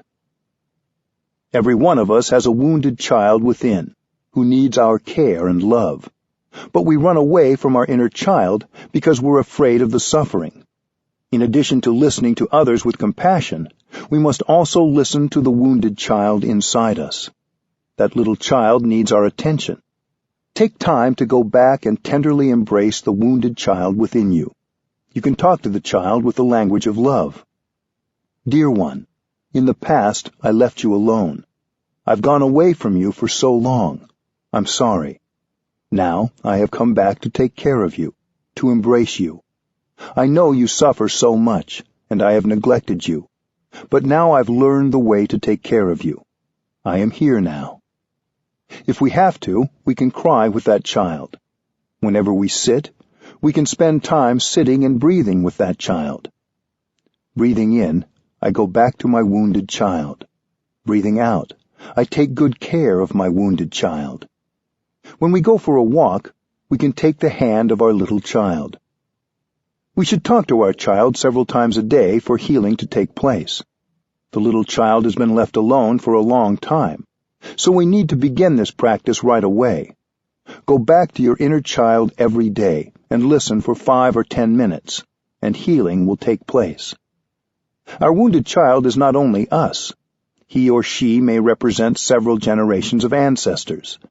Our parents and ancestors may have suffered all their lives without knowing how to look after the wounded child in themselves, so they transmitted that child to us. So when we're embracing the wounded child inside us, we're embracing all the wounded children of past generations. This practice doesn't just benefit us. It liberates numberless generations of ancestors and descendants. This practice can break the cycle. Writing a love letter. If you have difficulties with someone in your life, you might spend some time alone and write that person a real letter. You can write the letter to someone you see every day, or, just as effectively, to someone you haven't seen for years, or even to someone who is no longer living. It is never too late to bring peace and healing into a relationship. Even if we no longer see that person, we can reconcile inside ourselves, and the relationship can heal. Give yourself a couple of hours to write a letter using loving speech. While you write the letter, practice looking deeply into the nature of your relationship. Why has communication been difficult? Why has happiness not been possible? Here is an example. My dear, I know you have suffered a lot over the past many years. I have not been able to help you. In fact, I have made the situation worse. It is not my intention to make you suffer. Maybe I'm not skillful enough. Maybe I tried to impose my ideas on you. In the past, I thought you made me suffer. Now I realize that I have been responsible for my own suffering. I promise to do my best to refrain from saying things or doing things that make you suffer. Please tell me what is in your heart. You need to help me. Otherwise, it is not possible for me to do it. I can't do it alone. You have nothing to risk by writing this letter. You can even decide later whether to send it. But whether you send it or not, you will find that the person who finishes writing the letter is not the same person who began it. Peace, understanding, and compassion have transformed you. Peace Treaties and Peace Notes. The Peace Treaty and the Peace Note are two tools to help us heal anger and hurt in our relationships. The Peace Treaty can be used as a preventative tool, before we utter or are hurt by words or actions that seem unkind. When we sign the Peace Treaty, we are making peace, not just with the other person, but within ourselves. The Peace Note can be used as a healing tool when we're hurt or angry because of something someone has said or done. You can copy it and keep blank copies available whenever you need it. You can use it in place of the fourth mantra note that you keep in your wallet. If someone does something that brings us suffering, we can say, "What you just said hurt me. I would like to look deeply into it, and I would like you to also look deeply into it. Let's make an appointment for some time later in the week to look at it together." One person looking at the roots of our suffering is good. Two people looking is better. And two people looking together is best. Both the treaty and the note suggest waiting a few days for discussion. You can pick any night. First, you are still hurt, and it may be too risky if you begin discussing it now. You might say things that will make the situation worse. From now until that evening, you can practice looking deeply into the nature of your suffering, and the other person can too. Before that night, one or both of you may see the root of the problem and be able to tell the other and apologize. Then, on that night, you can have a cup of tea together and enjoy each other.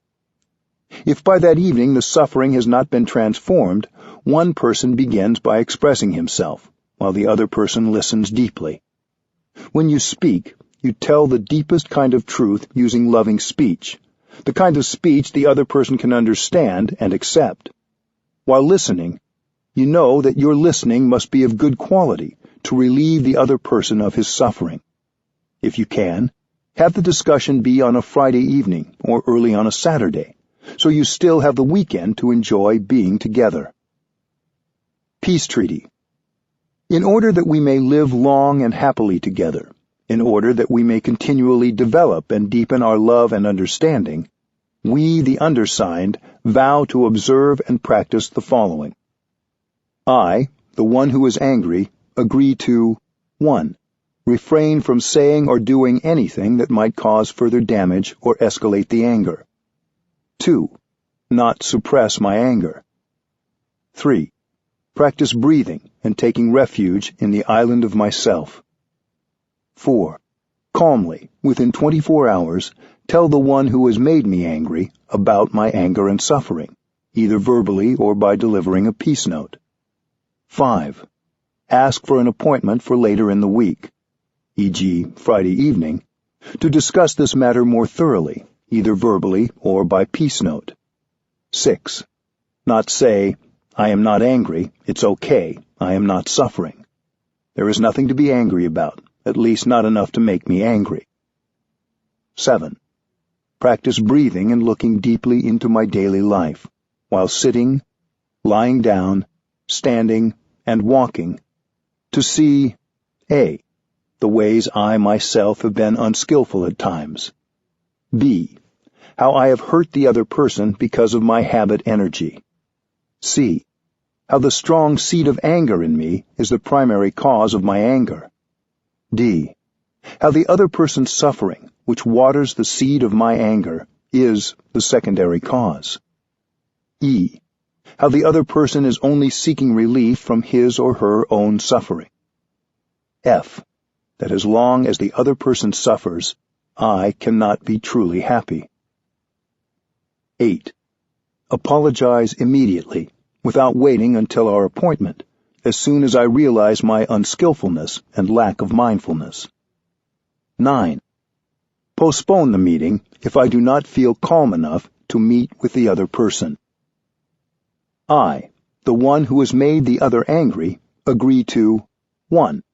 Respect the other person's feelings, not ridicule him or her, and allow enough time for him or her to calm down. 2.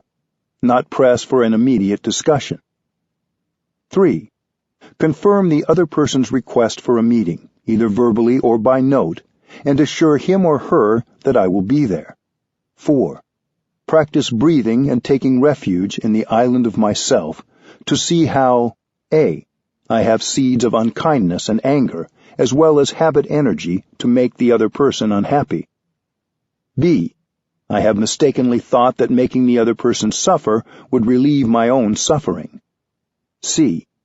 By making him or her suffer, I make myself suffer. 5. Apologize as soon as I realize my unskillfulness and lack of mindfulness, without making any attempt to justify myself, and without waiting until the meeting. We vow to abide by these articles and to practice wholeheartedly. Beginning anew. When a difficulty arises in our relationships, and one of us feels resentment or hurt, a good practice to try is called beginning anew. To begin anew is to look deeply and honestly at ourselves, our past actions, speech, and thoughts, and to create a fresh beginning within ourselves and in our relationships with others. Beginning anew helps us develop our kind speech and compassionate listening, because it is a practice of recognition and appreciation of the positive elements of another person. Recognizing others' positive traits allows us to also see our own good qualities. Along with these good traits, we each have areas of weakness, such as talking out of our anger, or being caught in our misperceptions. As in a garden, when we water the flowers of loving kindness and compassion in each other, we also take energy away from the weeds of anger, jealousy, and misperception. We can practice beginning anew every day by expressing our appreciation to the people we care about, and apologizing right away when we do or say something that hurts them. We can also politely let others know when we have been hurt. A more formal beginning anew can be done weekly in families and in work situations. It is a 3-part process: watering flowers, expressing regrets, and expressing hurts and difficulties. This practice can prevent feelings of hurt from building up over weeks and helps make the situation safe for everyone in the workplace or family.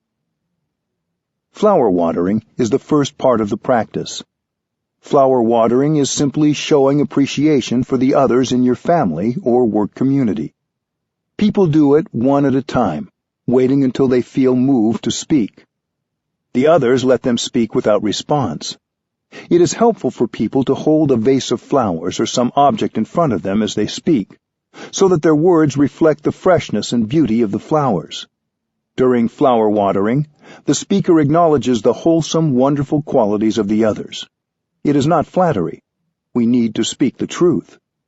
Everyone has strong points that can be seen with awareness. No one can interrupt the person holding the flowers. Each person is allowed as much time as needed, and everyone else practices deep listening. When one person has finished speaking, he or she stands up and slowly returns the vase to the center of the room. We should not underestimate the first step of flower watering. When we sincerely recognize the beautiful qualities of other people, it is very difficult to hold on to our feelings of anger and resentment. We naturally soften, and our perspective becomes wider and more inclusive of the whole reality. In the second part of the practice, participants express regret for anything they have done to hurt others. It does not take more than one thoughtless phrase to hurt someone. Sometimes we hold on to some small resentment or regret, and it grows because we don't have the time to make it right. The practice of beginning anew is an opportunity for us to recall some regret from earlier in the week and undo it. In the third part of the ceremony, we express ways in which others have hurt us. Loving speech is crucial. We want to heal our families and work communities, not harm them. We speak frankly, but we don't want to be destructive. When we sit among people who are all practicing deep listening, our speech becomes more beautiful and more constructive. We never blame or argue. In this final part of the practice, compassionate listening is crucial. We listen to another's hurts and difficulties with the willingness to relieve the suffering of the other person, not to judge or argue. We listen with all our attention. Even if we hear something that is not true, we continue to listen deeply so the other person can express his or her pain and release the tensions within. If we reply or correct that person, the practice will not bear fruit. We just listen. If we need to tell others that their perception was not correct, we can do that a few days later, privately and calmly. Then, at the next beginning anew practice, they may rectify the error themselves, and we will not have to say anything. We can end the practice with a moment of silence. Just practicing the first part of beginning anew, flower watering, can increase the happiness and communication in your family or your workplace. You don't need to do all three parts each time, especially when the practice is new to you. It will work to spend most of your time on flower watering. Then slowly over time, as trust is built, you can add the second and third parts. Even then, don't skip over the first. Expressing appreciation is one of the greatest ways of building strong and caring relationships. The cake in the refrigerator. One tool we can use to improve our communication is a cake. It doesn't matter if you're not a baker, don't have a cake, or are gluten-free. This is a very special cake that is not made of flour and sugar like a sponge cake. We can keep eating it, and it is never finished. It is called the cake in the refrigerator. This practice was developed to help children deal with their parents arguing, but it can also be used by adults in a relationship. When the atmosphere becomes heavy and unpleasant, and it seems that one person is losing his or her temper, you can use the practice of the cake to restore harmony. First of all, breathe in and out 3 times to give yourself courage. Then turn to the person or people who seem upset and let them know you just remembered something.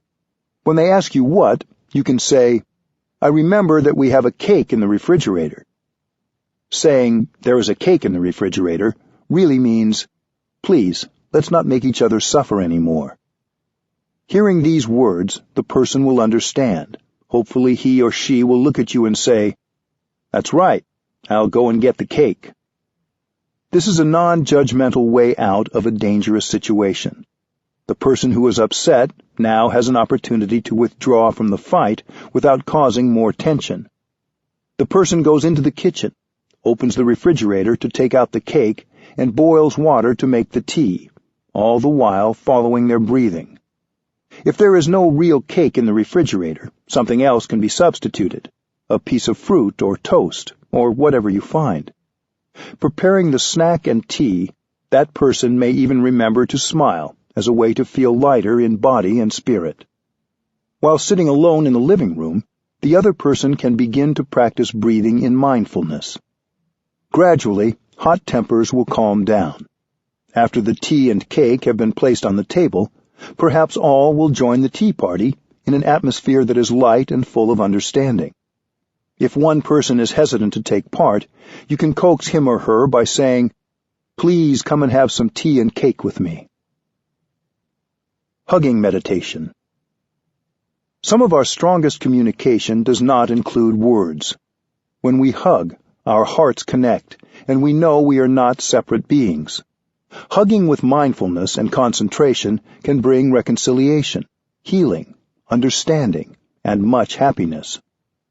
You may practice hugging meditation with a friend, your daughter, your father, your partner, or even with a tree.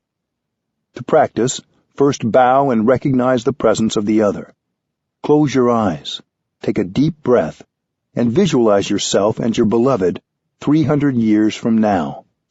Then you can enjoy 3 deep conscious breaths to bring yourself fully there. You can say to yourself, breathing in, I know that life is precious in this moment. Breathing out, I cherish this moment of life. Smile at the person in front of you, expressing your desire to hold her in your arms. This is a practice and a ritual. When you bring your body and mind together to produce your total presence, to become full of life, it is a ritual. When I drink a glass of water, I invest 100% of myself in drinking it. You should train yourself to live every moment of your daily life like that. Hugging is a deep practice. You need to be totally present to do it correctly. Then, open your arms and begin hugging. Hold each other for 3 in and out breaths. With the first breath, you are aware that you are present in this very moment, and you are happy. With the second breath, you are aware that the other is present in this moment, and she is also happy. With the third breath, you are aware that you are here together, right now on this earth, and you feel deep gratitude and happiness for your togetherness. You then may release the other person and bow to each other to show your thanks. You can also practice it in the following way. During the first in-breath and out-breath, become aware that you and your beloved are both alive. For the second in-breath and out-breath, think of where you will both be 300 years from now. And for the third in-breath and out-breath, go back to the insight that you are both alive. When you hug in such a way, the other person becomes real and alive. You do not need to wait until one of you is ready to depart for a trip. You may hug right now and receive the warmth and stability of your friend in the present moment. Hugging can be a deep practice of reconciliation. During the silent hugging, the message will come out clearly. Darling, you are precious to me. I am sorry I have not been mindful and considerate. I have made mistakes. Allow me to begin anew. Life becomes real at that moment. Architects need to build airports and railway stations so that there is enough room to practice hugging. Your hugging will be deeper, and so will your happiness.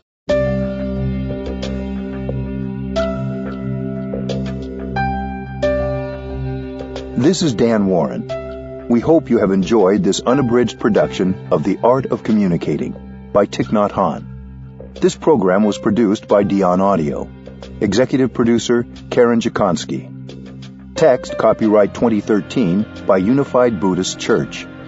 Production copyright 2013 by HarperCollins Publishers. All rights reserved. Thank you for listening.